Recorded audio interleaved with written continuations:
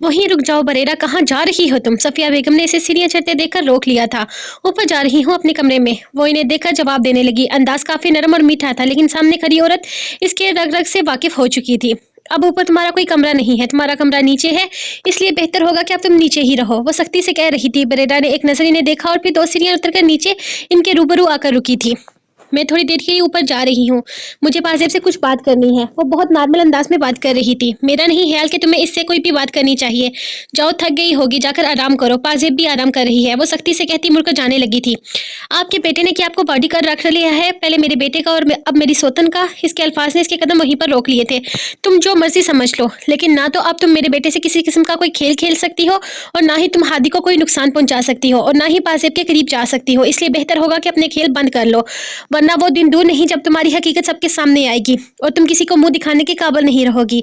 कौन सी हकीकत की बात कर रही है ताई अम्मा? मैं एक जीती जागती हकीकत हूँ, आपके बेटे की बीवी और आपकी बहू हूँ, और आपकी ये बहू आपके बेटे से बेहद मोहब्बत करती है। बस करो बरेरा, देख चुकी हूँ मैं तुम्हारी मोहब्बत।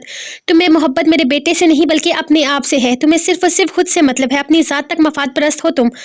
अगर तुम्हें मेरे बेटे से मोहब्बत होती तो अब तक तुम सुधर चुकी होती। अगर तुम्हें मेरे बेटे से मोहब्बत होती तो ये चालबाजियां बंद करके इसके साथ एक नई जिंदगी की शुरुआत करती, खुद को इसकी पसंद में ढालने की कोशिश करती।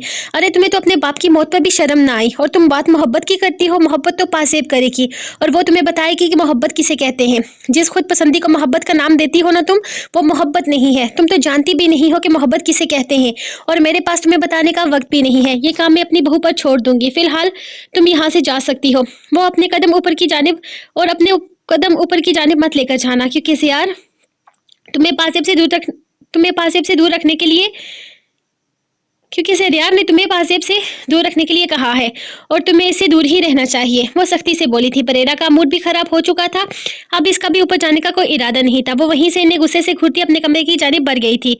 तुम्हें नहीं लगता रोज इसकी तस्वीरें बनाने से बेहतर है कि तुम इससे मिल आओ? वो छत पर खड़ा आराम से सिगरेट पीते फिजा में कुछ तलाश कर रहा था, जब सीढ़ियों से तुराब की आवाज आई थी। मेरे पास ऐसा कोई हक नहीं कि मैं रात रोज इससे बेखौफ अगर मिलने जाऊं या इसे देखूं। मैं इस पर किसी किस्म का कोई हक नहीं रखता तब तक जब तक वो मेरे निकाह में नहीं आती। वो धुआं फिजा में छोड़ता एक नजर से देखकर चेहरा फेर गया था। मेरे दोस्त, इसके लिए एक्शन लेना पड़ता है। इस हक को हासिल करने के लिए थोड़ी सी हिम्मत दिखानी पड़ती है। अगर तुम्हें यह लगता है कि तुम बिना दरख्त पर चढ़े या बिना पत्थर मार के फल तोड़ने की कोशिश करे इसे हासिल कर पाओगे, तो ये तुम्हारी गलतफहमी है। तुम्हें इस फल को तोड़ने के लिए या तो दरख्त के ऊपर चढ़ना होगा, वरना पत्थर मारकर तोड़ना होगा, तभी वो तुम्हारी गोद में आकर गिरेगा। मैं कोई माली नहीं हूँ तुराब, और ना ही यहाँ बात किसी फल की हो रही है। यहाँ बात तेरी भाभी की हो रही है, और ये बात मैं खुद बहुत अच्छे तरीके से समझता हूँ कि इसे हासिल करने के लिए मुझे सब घर वालों से बात करनी हो। और तू ये बगीचे वाली मसाले ना दिया कर, क्योंकि अभी ये सही वक्त नहीं है। तो कब आएगा सही वक्त? अभी नहीं बात करेगा तो कब करेगा? ऑलरेडी तो बहुत लेट हो चुका है यार। कब करेगा तू शादी? वो तेरे मुकाबले में खरा आदमी मेरा साला जियाद शाह दूसरी शादी करके दोनों बीवियों के साथ खुशबाश लाइफ गुजार रहा है, और एक तू है जिसकी पहले ही नहीं हो रही। तुझे पता है ना, तेरी शादी होगी तभी मेरी बारी आएगी। तू रब जज्बात में आकर बोला था, और ये बात तो आलम पहले ही जानता था कि वो आखिर इसकी शादी के पीछे क्यों पड़ा है। एक दफा बातों ही बातों में अम्मा ने कह दिया था कि आलम की शादी के बाद तुराब और स्नेहा के बारे में सोचा जाएगा, और तुराब जल्द से जल्द स्नेहा को अपनी जिंदगी में शामिल करना चाहता था। इसमें कुछ गलत भी ना था, वो इसकी बचपन की मोहब्बत थी। वो जब 10 माह की उम्र में पहली बार लंदन से पाकिस्तान इनकी हवेली में आई थी, तो स्नेहा वो पहली इंसान थी जिसने तुराब को अपनी तरफ मतवज्जो कर लिया था। अपनी माँ को अपनी आंखों के सामने मरता देखकर वो छोटा सा बच्चा टूट चुका था। इसे दुनिया की हर चीज से नफरत हो चुकी थी, और फिर बीवी की मौत के छठे ही दिन जब वो अपनी दूसरी बीवी को घर लेकर आए थे, तो तुराब ने जो खुद को एक कमरे तक महदूद कर लिया था। इसे नफरत हो गई थी अपने ही बाप से। माँ के अलावा सब रिश्ते ऐसे झूठे लगते थे, और माँ के चले जाने के बाद सब तलक ही खत्म कर दिया था।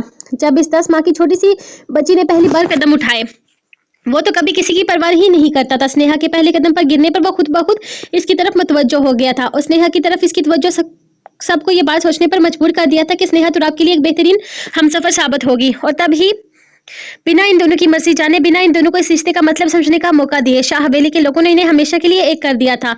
दोनों ही ना समझते, बाद में वो इन दोनों का निकाह इनकी खुशी में करवाने वाले थे। इस वक्त सिर्फ और सिर्फ एक मजबूत रिश्ते में बांधा गया था, ताकि वो बाद में इस रिश्ते को खत्म न कर सके। और फिर वासफ शाह की तलाक के बाद ये रिश्ता भी बस नाम का ही रिश्ता रह गया था, क्योंकि पाकिज़ा बेगम ने केस जीतते ही अपने दोनों बच्चों को इन लोगों से हमेशा के लिए अलग कर दिया था। वो इनसे हर रिश्ता तोड़ चुकी थी, लेकिन तुराब और स्नेहा का रिश्ता कभी नहीं टूट सकता था। और आलम जानता था कि अपनी जिंदगी की आखिरी सांस तक तुराब ने स्नेहा से प्यार नहीं इश्क किया है, वो कभी भी इसे दूर नहीं रहा था। स्नेहा की जिंदगी का लम्हा लम्हा इसकी आंखों के सामने घुसा था। स्नेहा इससे जुड़े रिश्ते के बारे में कुछ भी नहीं जानती थी, लेकिन वो दिन दूर नहीं था जब वो इसे हमेशा के लिए अपने पास लेकर आने वाला था। हैदर साहब तो कितनी ही बार कह चुके थे कि वो पाकिज़ा बेगम और इनकी औलाद से कोई रिश्ता ही नहीं रखना चाहते। बेहतर यही है कि तुराब स्नेहा को तलाक देकर इस रिश्ते को खत्म कर दे। लेकिन तुराब जानता था कि इसका बाप की जुबान बोलता है और इस औरत की वो कभी नहीं सुन सकता था। इसे अगर दुनिया में किसी से नफरत थी तो वो थी इसकी माँ की जगह लेने वाली नरगिस बेगम। हाँ, वो औरत जिसकी वजह से इसकी माँ मर गई, जिसकी वजह से इसने अपना वाहिद रिश्ता खो दिया, वो नरगिस बेगम से कितनी नफरत करता था ये घर के सब लोग ही जानते थे। इसलिए कभी भी तुराब को किसी ने नरगिस को समझने या इनके करीब जाने पर मजबूर नहीं किया था। और ये इसकी नफरत ही थी कि नरगिस बेगम चाहकर भी कभी इसके करीब ना आ सकी थी। वो अपनी शख्सियत में कैद रहने वाला शख्स था। आलम के अलावा इसे कोई नहीं समझ सकता था। एक आलम ही था जो इसके रग रग से वाकिफ था। इसको अपनी तरफ मतवज्जो करने के लिए, इसे दोस्ती करने के लिए आलम ने बहुत मेहनत की थी। और ये इसकी कोशिशों का ही सिला था कि तुराब खुद से निकल कर इसकी तरफ मतवज्जो हुआ था। और सच था कि वो जिस चीज से मोहब्बत करता था इसे टूट कर चाहता था, और इसके लिए वो कुछ भी कर सकता था। इसने अपनी जिंदगी में दो ही लोगों को इतनी अहमियत दी थी, एक आलम और दूसरी स्नेहा। इसकी जिंदगी जैसे इन दो लोगों पर खत्म होती थी। बाकी दुनिया वालों के लिए वो एक पजल गेम था जिसे समझना आसान नहीं था। ये आखिरी रात थी। कल वो हमेशा के लिए अपने मुचर के कमरे में शिफ्ट होने वाली थी। कल से जिंदगी बदलने वाली थी। पता नहीं आगे क्या होने वाला था। अपनी आने वाली जिंदगी को सोचकर वो बहुत ज्यादा नर्वस हो रही थी। इस वक्त बिल्कुल तैयार बैठी थी। सब्ज रंग के लिबास में वो बेहद प्यारी लग रही थी। जब इसे कमरे में लेकर आया गया तो इसके मोबाइल पर पहला ही मैसेज आया हुआ था, मेरे आने तक चेंज मत करना। इसे सोचा था कि वो इसकी बात क्यों माने, से चेंज कर लेना चाहिए, लेकिन बहुत कोशिश के बावजूद भी वो ऐसा नहीं कर पाई थी। वो शेर के जज्बात को नजरअंदाज नहीं कर सकती थी। शायद वो खुद भी चाहती थी कि शेर इसके कमरे में आकर इसकी तारीफ करे। तभी तो कब से इसके आने का इंतजार कर रही थी। कभी आईने के सामने खड़े होकर अपना खूबसूरत रूप देखती, तो कभी खिड़की के पास आकर इसकी राह देखती। जब अचानक दरवाजा बजा था। इसे बिल्कुल भी अंदाजा नहीं था कि वह दरवाजे के रास्ते से आएगा। इसने फौरन आगे बढ़कर दरवाजा खोला तो सामने ही तकिया सीने से लगाए आधी सोई आधी जागी कैफियत में इसके सामने स्नेहा खड़ी थी। मुझे अकेले कमरे में डर लग रहा है लाली, मैं तुम्हारे साथ सोने वाली हूँ, वह कहकर बिना इसका जवाब सुने आगे बढ़ी और इसके बेड पर अपना तकिया रखकर लेट गई। फिर इसकी तरफ ध्यान गया तो हैरत से उठ बैठी थी। ये क्या लाली, तुमने अब तक चेंज नहीं किया? बेवकूफ लड़की, सारे दिन की थकी हुई हो और सुबह भी तो एक ही पोजीशन में सारा दिन बैठना है। जाओ जाकर फौरन से चेंज करो और आराम करो। वो इसे समझाते हुए फिक्रमंदी से बोली तो लाली के पास कोई बहाना नहीं था, इसलिए वो सर हिलाती अपना फोन उठाकर वॉशरूम में घुस गई। सबसे पहला काम इसे शेर को मैसेज करने का किया था और कहा था कि कमरे में मत आना, स्नेहा यहीं सो रही है। वो जो अपने दोस्तों के साथ बैठा पता नहीं कौन सी गुफ्तगू में मसरूफ था, इसके मैसेज पर कायका लगाकर हंसा। क्या हुआ, क्यों हंस रहे हो? कोई ताजा ताजा जोक है तो मुझे भी सुना दो। जाहिर ने इसके मोबाइल पर तांग छांग करने की कोशिश की तो इसने अपना मोबाइल छुपा लिया था। ओ अच्छा, भाभी जी ने जोक भेजा है, फिर भला हमें कौन सुनाएगा? प्राइवेट वाला जोक, खुद ही पढ़ के हंस ले, वो शरारती अंदाज में बोला था। इसने घूर कर इसे देखा। शुक्र है सिया यहाँ से जा चुका था और इसका यहाँ रुकने का कोई इरादा भी नहीं था, क्योंकि वो जाहिद और बाकी दोस्तों के उठने का इंतजार कर रहा था कि इनके जाने के बाद वो लाली से मिल जाए। अब लाली से मिलने की तो जान ही सकता था, तो इन कबूतरों की बकवास क्यों सुनता? इसीलिए इन्हें गुड नाइट कहता खुद भी सोने के लिए चला गया था। अपनी गर्दन पर चुभन सी महसूस करते हुए इसकी आंख खुल गई थी। जियाद इसकी गर्दन पर झुका बेहद नरमी से अपना लम्स छोड़ रहा था। इसकी बेबाक बोसों में शिद्दत थी, जबकि इसका हाथ इसकी कमर के गिर्द लिपटा इसे खुद में समेट रहा था। इसने इसके कॉलर पर हाथ रखते हुए खुद से जरा दूर करने की नाकाम कोशिश की। जब जियाद ने इसके दोनों बाजू थाम कर बैठ के तकिए से लगा दिए थे। मैंने तुमसे कहा था ना कि तुम मुझे बरेरा के करीब या इसके बात करती नजर ना आओ। मेरी बात तुम्हें समझ में नहीं आई थी, वो इसकी आंखों में देखता जरूरत से सख्त लहजे में बोला था, जबकि अपने बेबाक लम्स से वो इसकी सांसें बंद कर देना चाहता था। पासिफ की आवाज जैसे हलक में दब गई थी। वो खुद ही मुझसे बात कर रही थी, मैंने इनसे कोई बात नहीं की। पासिफ ने अपनी सफाई देने की कोशिश की थी, जबकि जियाद के लबों पर झुका। आहिस्ता से इसके लबों को चूमते पीछे हटा तो पासिफ की नजर खुद ब खुद झुक गई थी। दिल कांपने लगा था, जबकि वो अब इसके भीगे लबों पर अपनी उंगली फेरता पूरी तरह से इसके नकुश में खोया हुआ था। इसके छूने में नरमी थी। इसकी उंगली पासिफ के माथे से इसके लबू तक सफर कर रही थी। लेकिन मैंने तुम्हें मना किया था ना कि तुम आसपास नजर नहीं आओगी। इसके बालों में उंगलियां फंसाता वो इसे खुद में समेट रहा था। मैं दूर चली गई थी इनसे। इसके मजीद करीब करने पर वो घबरा कर बोली थी, तुम दूर नहीं गई थी पासिफ, अम्मी ने तुम्हें दूर भेजा था।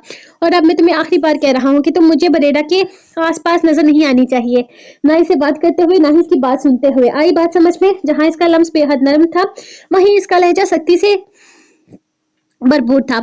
पासिफ ने सिर्फ हाँ में सर हिलाया, इसके अलावा इसके पास कहने को कुछ भी नहीं था। जबकि जियाद ने इसकी फरमादारी पर एक लम्हे में इसे खींचकर अपने करीब करते हुए इसे खुद में कैद कर लिया था, जबकि वो बिना मज़ाहमत अपने आप को इसके हवाले कर चुकी थी। इसका अंदाज मोहब्बत से भरपूर था। वो इसे इसकी नादानी की सजा नहीं दे रहा था। पासिफ ने भी सोच लिया था कि वो किसी दूसरे पर भरोसा नहीं करेगी, बल्कि अपने दिल की सुनेगी, जैसे सफिया बेगम ने इसे समझाया था।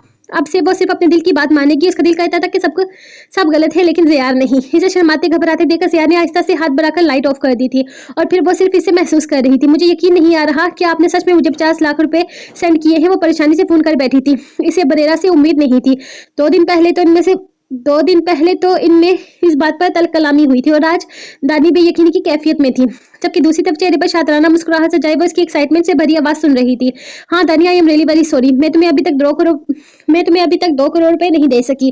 दरअसल तुम समझ सकती हो ना, इतनी बड़ी रकम इतनी आसानी से देना मेरे लिए बहुत ज्यादा मुश्किल है। इसके लिए तुम्हें सब्र करना होगा, तकरीबन 1 महीना तो मुझे आसानी से लग जाएगा। हाँ मैं जानती हूँ ये सब कुछ तुम्हारे लिए बहुत मुश्किल है, लेकिन 1 महीने से पहले शायद मैं ये पैसे ना दे सकूं। वो बेहद आजिज़ी से बोल रही थी। कोई बात नहीं, कोई मसला नहीं, आप 1 महीने के बाद दे दीजिएगा। Thank you so much. मुझे अब तक यकीन नहीं आ रहा कि मेरे अकाउंट में 50 लाख रुपए हैं। वो अब भी बेयकीनी की कैफियत में थी। यकीन आ जाएगा डार्लिंग, तुम बस इतना करो कि अपने बॉयफ्रेंड को फोन करके बताओ कि बरेरा तुम्हारे बॉयफ्रेंड की जिंदगी सुधारने के लिए कुछ ना कुछ जरूर करेगी। आह, तुमने भी तो मेरे लिए कितना कुछ किया है। अच्छा अब मैं फोन रखती हूँ। तुम्हें बताया था ना घर में शादी है, रोहान तो आ नहीं सकता क्योंकि वो तुम्हारे बगैर नहीं रह सकता, लेकिन अब इसे रहना होगा क्योंकि आखिर तुम भी कब तक ये नाटक जारी रखोगी। तुम्हें भी तो अपनी जिंदगी में आगे बढ़ना है, इसलिए तुम्हें रोहान को छोड़ना होगा। बाद में रोहान को समझाना बहुत मुश्किल हो जाएगा, लेकिन समझना तो पड़ेगा क्योंकि तुम सारी जिंदगी तो इसके साथ गुजार नहीं सकती। तुम्हारी भी तो जिंदगी है। मैंने तुमसे इस सब नाटक के लिए बहुत वक्त ले लिया, पर अब ये नाटक खत्म हो जाएगा। लेकिन इतनी मोहब्बत करने वाले की कदर करनी चाहिए। हो सकता है आने वाले वक्त में तुम इसकी मोहब्बत करने वाले शख्स के लिए तड़पो। न जाने वो क्या कहना चाहती थी, लेकिन इस वक्त तो दानी के दिमाग पर सिर्फ एक ही चीज सवार थी कि इसके अकाउंट में 50 लाख रुपए हैं। इस वक्त इसे बरेरा की कोई बात बुरी नहीं लग रही थी। अच्छा ठीक है, अब मैं तुमसे बाद में बात करूंगी। मैं कोशिश करूंगी कि मैं सुबह तक तुम्हें और पैसे सेंड कर दूं, लेकिन इसके लिए तुम्हें मेरा एक काम करना होगा। हाँ हाँ बताइए ना, कौन सा काम? जो आप कहेंगी मैं वो करूंगी। इसके लहजे में पैसा देकर अपने आप ही इज्जत और एहतराम सिमट आया था, वरना पिछले कुछ वक्त से वो इसे ब्लैकमेल करते हुए हर तरह का लिहाज भुला चुकी थी। वो क्या है ना दानी डार्लिंग, काफी वक्त से घर में किसी किस्म का कोई हंगामा नहीं हुआ। सियार को अपनी दूसरी बीवी से रोमांस करने से फुर्सत नहीं मिल रही और मेरी सास भी जरूरत से ज्यादा ही अपनी नई बहू की चमचागिरी कर रही है। घर में किसी को मेरा एहसास ही नहीं, हर कोई अपनी अपनी जिंदगी में मसरूफ हो चुका है और ये सब कुछ हजम करना मेरे लिए मुश्किल है। तो मेरा एक काम करना होगा। वो इसे समझाने लगी, जबकि दानी खामोशी से सुन रही थी, क्योंकि इतने पैसे मिलने के बाद अगर वो किसी को कत्ल करने का कहती तो वो भी इनकार ना करती थी। हर तरफ गहमा गहमी मची हुई थी। आज बारात थी, यानी कि आज लाली की आज़ादी का आखिरी दिन था। हर कोई मसरूफ था, किसी को इयररिंग्स नहीं मिल रहे थे तो किसी को हेयर स्टाइल नहीं बन रहा था। घर मेहमानों से भरा हुआ था। लड़के बेचारे तो काम कर करके थक गए थे और इन सब में जिसकी सबसे ज्यादा दुर्गत बनी थी वो था खुद शेर। एक तो बेचारे को सारी रात लाली की वजह से नींद नहीं आई थी, क्योंकि वह सच में इसकी मेहंदी देखने और महसूस करने का ख्वाहिशमंद था और यहाँ सुबह उठते ही बेशुमार कामों का सिलसिला शुरू हो चुका था। है लाली को इसने मना भी किया था कि कोई बहाना बर्दाश्त नहीं करेगा, लेकिन फिर भी लाली को स्नेहा का बहाना मिल गया था, जो इसे बिल्कुल भी बुरा नहीं लगा था, क्योंकि वो जानता था ये बहाना नहीं बल्कि हकीकत है। वो खुद भी स्नेहा को तकिया सीने से लगाए लाली के कमरे की तरफ जाता देख चुका था। हाँ, लेकिन ये अब इसकी अपनी मर्जी थी कि वो इस बात को किस अंदाज में लेता, और ये फैसला इसने खुद ही किया था कि वो इस बात को लाली का इल्जाम देगा कि इसने बहाना बनाया था। बदले की सूरत में वो अपने मतलब निकालेगा, क्योंकि आजकल लाली को तंग करना इसका पसंदीदा काम था। कितना आसान था ना ये सब कुछ। वो मोहब्बत जो 4 सालों से वो अपने दिल में बसाए बैठा था, आज इसकी मलकियत में शामिल हो चुकी थी। हाँ, इसने अपनी मोहब्बत को अपने दिल में छुपाया हुआ था। लाली कभी भी इसकी पसंद नहीं हो सकती थी। वो एक बहुत मैच्योर और सीरियस इंसान था। वो अपनी लाइफ को प्रैक्टिकल तरीके से गुजारने वाला था। ख्वाबों की दुनिया किसे कहते हैं वो जानता तक नहीं था। लेकिन 4 साल पहले जब इसे बताया गया था कि वो पागल सी लड़की इसकी जिंदगी में शामिल हो सकती है, इसके दिल में खुद ब खुद ही इसकी ख्वाहिश पैदा हो गई थी। लाली की मस्तियां, इसकी शरारतें, इसका बचपना, हर एक अंदाज इसके दिल की सख्त दीवारों पर असर करने लगा था। वो इसे दामन छुड़वाना चाहता था। इसने बहुत कोशिश की थी, लेकिन वो कब इसके दिलो दिमाग पर सवार हुई वो खुद भी नहीं जान पाया था। लाली की ख्वाहिश इसके दिल में पैदा जरूर हो गई थी, लेकिन इसने खुलकर इजहार नहीं किया था। इसे लगा था कि अगर इसने लाली की ख्वाहिश का इजहार घर में किसी के सामने किया तो शायद ये रिश्ता मुश्किल रास्ते इख्तियार करेंगे, लेकिन ऐसा नहीं हुआ था। सभी ने इसके दिल की बात को समझा था। बहुत आसानी से लाली इसकी हो गई थी। सही कहते हैं कि अल्लाह दिल में मोहब्बत भी इसी शख्स के लिए डालता है जो आपके नसीब का सितारा हो। वो किसी गैर को दिल में उतरने भी नहीं देता। और ये लोग जो मोहब्बत करके बिछड़ने के दावे करते हैं वो इन्हें तस्लीम नहीं करता था, क्योंकि वो मानता था कि अगर मोहब्बत सच्ची हो तो तकदीरें भी बदल सकती हैं। बस लगन सच्ची होनी चाहिए। मोहब्बत में इतनी शिद्दत होनी चाहिए कि तकदीर लिखने वाला भी आपके नसीब में आपकी मोहब्बत लिख दे। और इसकी मोहब्बत जीत गई थी। अल्लाह ने इसके नसीब में इसकी मोहब्बत लिख दी थी और कुछ नहीं चाहिए था। क्या बात है दानी, तुम मुझसे बात क्यों नहीं कर रही? मुझसे भाग क्यों रही हो? मैं कह रहा हूँ कि सारा मसला हल हो जाएगा। मैंने अलामदा से बात कर ली है। वो जल्द ही हमारी शादी के लिए कोई ना कोई स्टेप लेंगे। वो इसे समझाने की कोशिश करते हुए तकरीबन इसके पीछे भाग रहा था, जबकि दानी तेज कदम उठाते हुए अपनी क्लास की तरफ जा रही थी कि रोहान ने इसका हाथ थाम कर से देखते हुए कहा था, कोई कुछ नहीं करेगा रोहान, समझ रहे हो? तो हमारी शादी कभी भी नहीं हो सकती और मैं इस हकीकत को कबूल कर चुकी हूँ। सच ये है कि तुम में और मैं तुम और मैं कभी एक नहीं हो सकते। हमारे नसीब में एक दूसरे का साथ लिखा ही नहीं है। हमारे इस तरह से एक दूसरे के साथ टाइम पास करने का कोई फायदा ही नहीं है। हमारी शादी कभी भी नहीं हो सकती। अगर मेरे बाबा मान भी गए तब भी तुम्हारी माँ कभी नहीं मानेगी, और तुम्हारे बाबा मेरे बाबा से कभी भी मेरा हाथ मांगने नहीं आएंगे, क्योंकि मेरे बाबा तुम्हारे बाबा और तुम्हारी मामा के अफेयर के गवाह हैं। दानी ने बेखौफ होकर कहा था, लेकिन रोहान को आग लग गई थी। दानी, जुबान संभाल कर बात करो। तुम मेरे माँ बाप के बारे में बात कर रही हो। इसके गुस्ताख लहजे पर वो चीख उठा था। हाँ, बिल्कुल ठीक कह रहे हो तुम। मुझे जुबान संभाल नहीं देनी चाहिए तुम्हें तुम्हारे जज्बात, क्योंकि हकीकत सुनने की तुम में हिम्मत नहीं है, और मैं तुम्हारे जज्बात हर्ट नहीं कर सकती। इसलिए बेहतर होगा कि हम एक दूसरे के रास्ते को छोड़ दें। वो क्लासरूम में जाने के बजाय आगे बढ़ गई थी, जबकि वो इसके पीछे पीछे भाग रहा था। दानी, मुझे मौका तो दो अपनी मोहब्बत को साबित करने का। मैं तुमसे वादा करता हूँ। मुझसे कोई वादा मत करो रोहान, क्योंकि तुमने कोई वादा निभा नहीं सकते। ना तुम अपनी माँ के सामने सवाल उठा सकते हो, ना ही अपने बाप को मेरे घर भेज सकते हो। वो इसकी बात काट कर बोली थी। मैं करूंगा दानी, तुम जो कहोगी मैं करूंगा, लेकिन मुझे मौका तो दो। बताओ तो मुझे ऐसी कौन सी बात है जो तुम नहीं जानती और तुम जानती हो और मैं नहीं। मैं तुम्हारे लिए हर हद पार कर जाऊंगा। प्लीज इस तरह से मुझे छोड़ने की बात ना करो। वो इसके दोनों बाजू था मैं इसे अपने बेहद करीब करते हुए बोला था। दानी आंसू बहाते इसके सीने से आ लगी थी। वो कमाल की अदाकारी कर रही थी। इसमें कोई शक नहीं था कि अगर वो बरेरा की हाथ की कठपुतली ना होती तो अदाकार होती। क्या तुम में सच्चाई सुनने की हिम्मत है रोहान? क्या तुम सुन सकते हो वो हकीकत जो मेरे बाबा ने मुझे बताई? वो आंसू बहाते हुए बोली तो रोहान ने हाँ में सर हिलाते हुए इसका चेहरा अपने हाथों में थामा था। बताओ मुझे कौन सी बात है जो तुम मुझसे छुपा रही हो? बताओ मुझे कौन सी बात है जो तुमने मुझसे छुपा कर रखी है? तुमने अपने बाबा से हम दोनों के बारे में बात कर ली है? क्या वो हम दोनों के बारे में सब कुछ जान चुके हैं? क्या उन्होंने इनकार कर दिया है? वो इसका चेहरा हाथों में थमे सवाल कर रहा था। दानी ने सिर्फ हाँ में सर हिला दिया था। हाँ, मैंने बाबा को हम दोनों के रिश्ते के बारे में सब कुछ बता दिया, लेकिन जब इन्हें पता चला कि तुम एडवोकेट सफदर के बेटे हो तो उन्होंने कहा कि इन्हें शादी में कोई एतराज नहीं है। लेकिन एडवोकेट सफदर और पाकिज़ा बेगम कभी भी इस रिश्ते के लिए तैयार नहीं होंगे। लेकिन क्यों दानी, ऐसा क्यों? ऐसा क्या है मेरे माँ बाप ने ऐसा क्या किया है मेरे माँ बाप ने कि वो इस रिश्ते के लिए तैयार नहीं होंगे? आखिर कौन सा राज छुपा के रखा है तुमने मुझसे?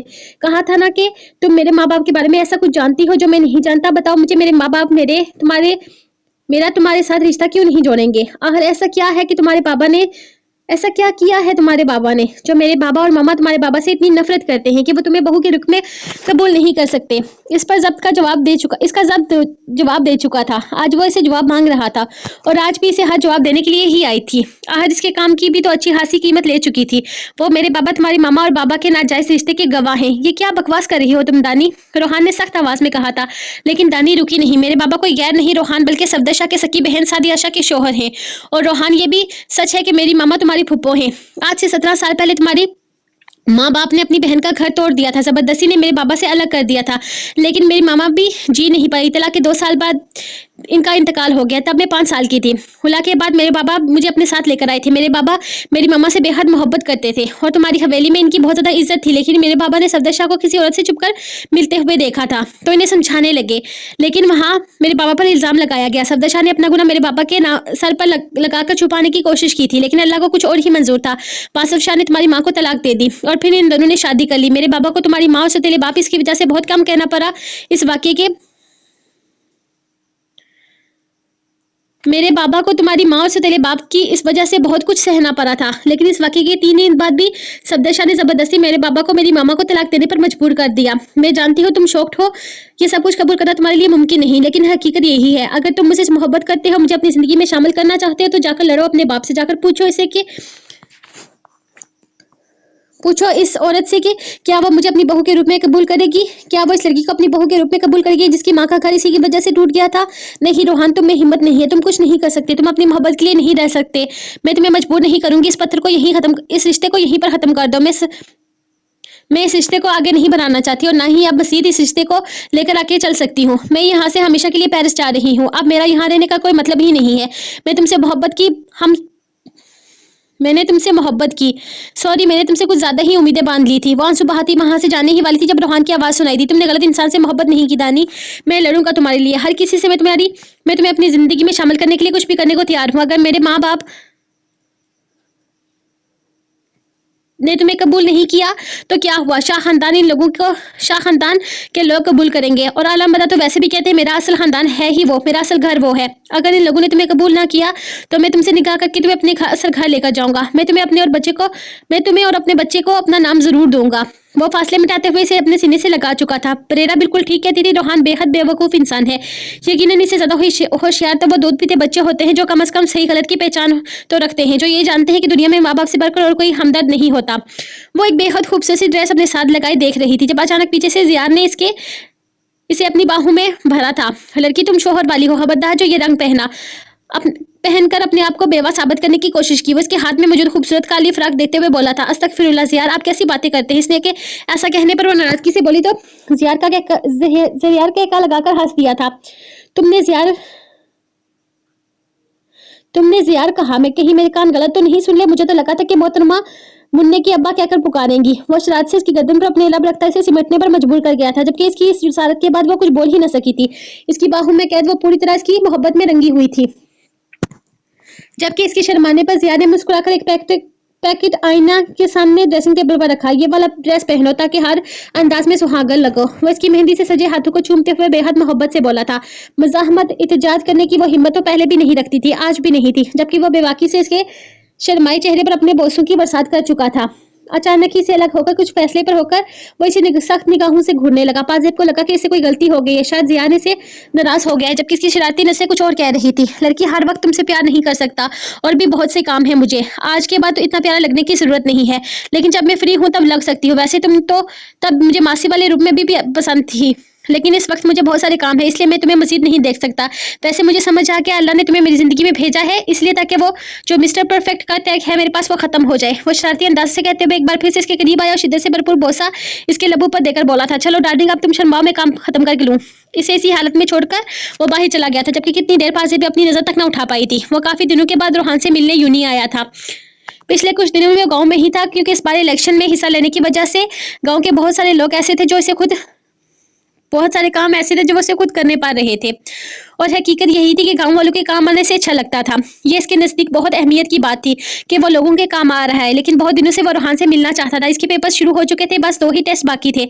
पिछले दिनों रोहान इसे फोन पर बहुत ज्यादा परेशान कर रहा था, लेकिन इसने रोहान को यकीन दिलाया था कि वह दानी उसकी शादी जरूर करवाएगा और इनकी जिंदगी में आने वाली हर मुसीबत का सामना करेगा। वो बस एक बार दानी से मिलना चाहता था, लेकिन रोहान का कहना था कि अब वो दानी से इसे इसी दिन मिलाएगा जिस दिन वो इसकी और दानी के निकाह का सारा इंतजाम कर लेगा। इसे रोहान की जिद पर गुस्सा तो बहुत आया था, लेकिन शायद इंसान मोहब्बत में समझ बूझ खोल पाता है। वो भी हर तरह की समझ से आगे निकल चुका था, लेकिन ये तो आलम का दावा था कि वो इसे किसी भी मुसीबत में फंसने नहीं देगा। इसीलिए आज वो यूनिवर्सिटी इससे मिलने के लिए आया था, ताकि वो इसे यकीन दिला सके कि वो दानी और उसके निकाह का कोई ना कोई हल निकाल लेगा। लेकिन यहाँ आकर इसे पता चला कि वो यहाँ है ही नहीं, बल्कि आज सुबह ही गांव के लिए निकल चुका है। इसके दोस्तों का कहना था कि वो अपने भाई की शादी की वजह से रोहान गांव जा चुका है, लेकिन पेपर के दौरान इस तरह से जाने का मतलब यही था कि गांव में कोई ना कोई मसला हो गया है, या फिर रोहान के दिमाग में फिर से कुछ उल्टा चलना शुरू कर दिया है। वो रोहान से किसी भी किस्म की बेवकूफ़ी की उम्मीद रख सकता था। कहीं रोहान अपने घर वालों को दानी के बारे में बताने तो नहीं गया। अगर ऐसा था तो फिर ठीक ही था, क्योंकि इसकी गर्लफ्रेंड प्रेग्नेंट थी और ये चीज़ आगे जाकर इसके लिए बड़ा मसला खड़ा कर सकती थी। शायद वो आलम की तरफ से नाउम्मीद हो गया था। पिछले दिनों गाँव के कामों में बहुत ज़्यादा मसरूफ होने की वजह से वो इसे बिल्कुल भी वक्त नहीं दे पाया था, जिसकी वजह से मुमकिन था कि रोहान बहुत ज़्यादा टेंशन में हो और अपने घर वालों से इस बारे में बात करने का इसने अपने घर वालों से इस बारे में बात करने का सोचा हो। अगर ऐसा था तो बहुत अच्छा था। वो खुद भी यही चाहता था कि रोहान की गर्लफ्रेंड के बारे में इसके घर वालों को सब कुछ पता हो। अब इसका यहाँ रुकने का कोई इरादा नहीं था, इसलिए वापस जाने के लिए इसने यूनिवर्सिटी गेट की तरफ कदम बढ़ाए थे। यूनिवर्सिटी गेट से निकलते हुए किसी एहसास के तहत इसने पीछे मुड़कर देखा था, जहाँ बहुत सारे लड़के और लड़कियां तेजी से सीढ़ियां उतर रहे थे। इसके चेहरे पर दिलकश मुस्कुराहट आई, क्योंकि सामने इसकी ख्वाहिश अपने पैरों पर चलते सीढ़ियों से नीचे उतरती अपनी सहेली के साथ कहके लगा रही थी। ना जाने वो किस बात पर हंस रही थी, लेकिन इसका हंसता मुस्कुराता चेहरा आलम की पेंटिंग को एक और खूबसूरत अक्स दे गया था। अपनी सोच के मुताबिक से एक पेंटिंग में इसका मुस्कुराता हुआ चेहरा बनाया था। इसकी नरमी से मुस्कुराते लब्बों को बहुत खूबसूरती से इसने अपनी पेंटिंग में कैद कर लिया था। लेकिन इस वक्त जिस अंदाज में वो हंसते हुए अपनी सहेली से बात कर रही थी, ये आलम के लिए एक अलग अंदाज था। इसकी उंगलियां अपने आप बेचैन होने लगी। इसका दिल भी इसकी तस्वीर बनाने को बेकरार होने लगा था, लेकिन वो करीब से देखने का मौका कैसे हाथ से जाने देता। हाँ, वो इसकी कुर्बत के लिए बेकरार नहीं था, क्योंकि इसे इस मोहब्बत पे यकीन था। इसे पता था कि वो इसके नसीब में जरूर लिखी जाएगी, क्योंकि इसके दिल ने अपने दरवाजे इसके लिए खोल लिए थे। वो इससे मोहब्बत कर बैठा था। ये इसका यकीन कहता था कि जिसने इसके दिल की सख्त दीवारों को किसी के लिए नरम कर दिया है, वो इसे इसकी जिंदगी का हिस्सा भी जरूर बनाएगा। हाँ, आलम इसके लिए ये सोचकर भी बेकरार नहीं था कि ना जाने वो इसके नसीब में होगी भी या नहीं, क्योंकि इसका यकीन कहता था कि आपके दिल में मोहब्बत डालने वाला इस मोहब्बत को नसीब में भी लिख देता है। वो इसे देखना चाहता था करीब से, तो राबी से कह रहा था कि तुम घर वालों से बात क्यों नहीं करते, जबकि इसके दिन वो इसके गले में पहने कार्ड बैच को देखकर ही समझ गया था कि वो सेकंड ईयर की स्टूडेंट है। और ये हकीकत थी कि डबल मास्टर करने के बाद वो एक सेकंड ईयर की स्टूडेंट को दुल्हन बनाकर घर में नहीं लेकर जा सकता था। इसकी बीवी बनने के लिए इसे बहुत मेहनत करनी थी। वैसे भी वो उम्र के लिहाज से इसे बहुत ज्यादा कम थी। वो जानता था कि इनकी शादी के बाद इस बात को लेकर भी गाँव में अच्छा खासा हंगामा होना था। लोगों ने तरह तरह की बातें करनी थी, लेकिन वो क्या करता जब वो इसके दिल में बस चुकी थी। दिलों में मोहब्बत इंसान नहीं खुदा डालता है, और जब मोहब्बत हो जाए तो हर तरह का फर्क मिट जाता है। मोहब्बत में उम्र का फर्क भी मैटर नहीं करता। हाँ, इस बात से कोई फर्क नहीं पड़ता था कि वो उम्र में से कितनी छोटी है, बस वो उसे पसंद थी और वो इसे अपनी जिंदगी में शामिल करना चाहता था, और जरूर करेगा, चाहे इसके लिए इसे 2 साल और ही इंतजार क्यों न करना पड़े। अपनी सोचों में मसरूफ बागौर इसे देख रहा था जब नैन की अचानक नजर दरवाजे की जानब गई थी, जहाँ इसे देखते ही वो लड़खड़ा गई, जिसकी वजह से साथ वाले स्टूडेंट का धक्का इसे लगा और वो नीचे जा गिरी। अचानक ऐसा होने की वजह से आलम ने तेजी से कदम उठाया था। वो तेजी से इसके पास आया और इसे सहारा देने लगा। वो इसका बाजू पकड़कर इसे खड़ा करने लगा, क्योंकि इसके हाथ पर अच्छा खासा जख्म आया था। आलम ने इसका जख्म तो नहीं देखा था, लेकिन इसके करने के अंदाज से वो अंदाजा लगा चुका था कि इसे चोट आई होगी। ना जाने क्यों ऐसा होता था। जब से पहली बार इससे मिला था तो इसकी गाड़ी से टकराई थी। दूसरी बार मिला तो इसे देखते ही मिर्ची का गोला इसके गले में फंस गया था, और आज इसे देखते ही वो लड़खड़ा कर गिर गई थी। पता नहीं क्यों जब भी वो इसे मिलता था तब इसकी तकलीफ की वजह बन जाता था कि उसकी हर निगाह इसके लिए तकलीफ का बाइस बनती थी। वो ऐसी बातों पर बिल्कुल यकीन नहीं करता था, लेकिन 2 बार ऐसा होने की वजह से आलम को ये लगने लगा था कि शायद वो जब इससे मिले इसकी तकलीफ की वजह बन जाएगा। यही वजह थी कि वो आज भी बिना इसकी जानब देखे वहां से जाने वाला था। इसका दिल बेकरार होता इसके दीदार के लिए वहीं रुक गया था, लेकिन इसे देखते ही वो वैसा ही हुआ था। ऐसी बातों पर यकीन न करने वाला भी इस बात पर यकीन कर बैठा था कि शायद इसे अपनी मोहब्बत की नजर लग जाती थी, शायद इसकी मोहब्बत की नजर में इतनी शिद्दत थी कि वो मासूम की तकलीफ की वजह बन जाता था। पर अब आलम ने फैसला कर लिया था कि चाहे जो भी हो जाए वो कभी इसके मिलने नहीं आएगा, कम से कम निकाह से पहले तो हरगिज नहीं। इसका बाजू थाम कर वैसे सहारा देकर खड़ा करने लगा। इसकी निगाहें नैन की निगाहों से टकराई। इसकी छोटी सी नाक पर गुस्सा बेहद बला लगा था। जब झटके से नैन ने बाजू इसके हाथ से छुड़वाकर 2 कदम का फासला तय किया था। इंतहाई कोई बेशरम और ढीठ इंसान है आप, शर्म नाम की कोई चीज नहीं है। देखने में कितने शरीफ और इज्जतदार घराने के मालूम होते हैं, लेकिन हरकतों पर गौर करें अपनी। इसे झटका देकर वो इंतहाई नफरत से देखते हुए बोली थी। आलम तो इसके अंदाज पर हैरान था। ऐसा भी क्या हो गया था कि वो इसे इस तरह से सब स्टूडेंट्स के सामने सुना रही थी। वो तो इसकी मदद करने के लिए यहाँ पर चला आया था। इसके अंदाज ने आलम को गुस्सा दिला दिया था। आज तक किसी में इतनी हिम्मत नहीं हुई थी कि आलम सुल्तान शाह से लैब लहजे में बात करे। क्या फजूल बोले जा रही हो लड़की, मैं यहाँ तुम्हारी हेल्प करने आया था। तुम्हें गिरा देखकर मुझे लगा कि तुम्हें चोट लगी होगी। वो किसी को सफाई देने का आदी नहीं था, लेकिन ना जाने कि उसकी आंखों में नफरत इसे बर्दाश्त नहीं हो रही थी। जबकि इसके हाथ की चोट का सोचते हुए बेसाख्ता ही इसके ध्यान इसके हाथ पर चला गया था, जहां से खून बह रहा था, और इसका कमीना दिल इसकी इतनी बेइज्जती करवा के भी इसके लिए तड़प उठा था। नैन, तुम्हारे हाथ पर चोट लगी है, दिखाओ मुझे, देखो तुम्हें कितना खून बह रहा है। इसका अंदाज अपने आप नरम हो गया था। सख्ती से विजय लब इसकी फिक्र के गुनगाने लगे थे। मेरे हाथ की ज्यादा फिक्र करने की जरूरत नहीं है, एक कान के नीचे लगाई तो सारी फिक्र निकल जाएगी। क्या समझ के रखा है तुमने मुझे? तुम्हारी ये बड़ी गाड़ियां, ये स्टाइल देखकर मैं इंप्रेस हो जाऊंगी क्या? तुम्हारे आवारा अशकों की तरह देखने पर तुम पर फिदा हो जाऊंगी। अच्छे तरीके से समझती हूँ तुम जैसे झूठे मर्दों की झूठी फितरत को। वहां देखकर आंखों की हवस पूरी नहीं हुई, यहाँ चले आए। चटक इसकी तेजी से चलती जुबान आलम के सन्नाटेदार थप्पड़ से बंद हो चुकी थी। आलम ने अपना हाथ बहुत हल्का रखा था, वरना अब तक वो बेहोश हो चुकी होती।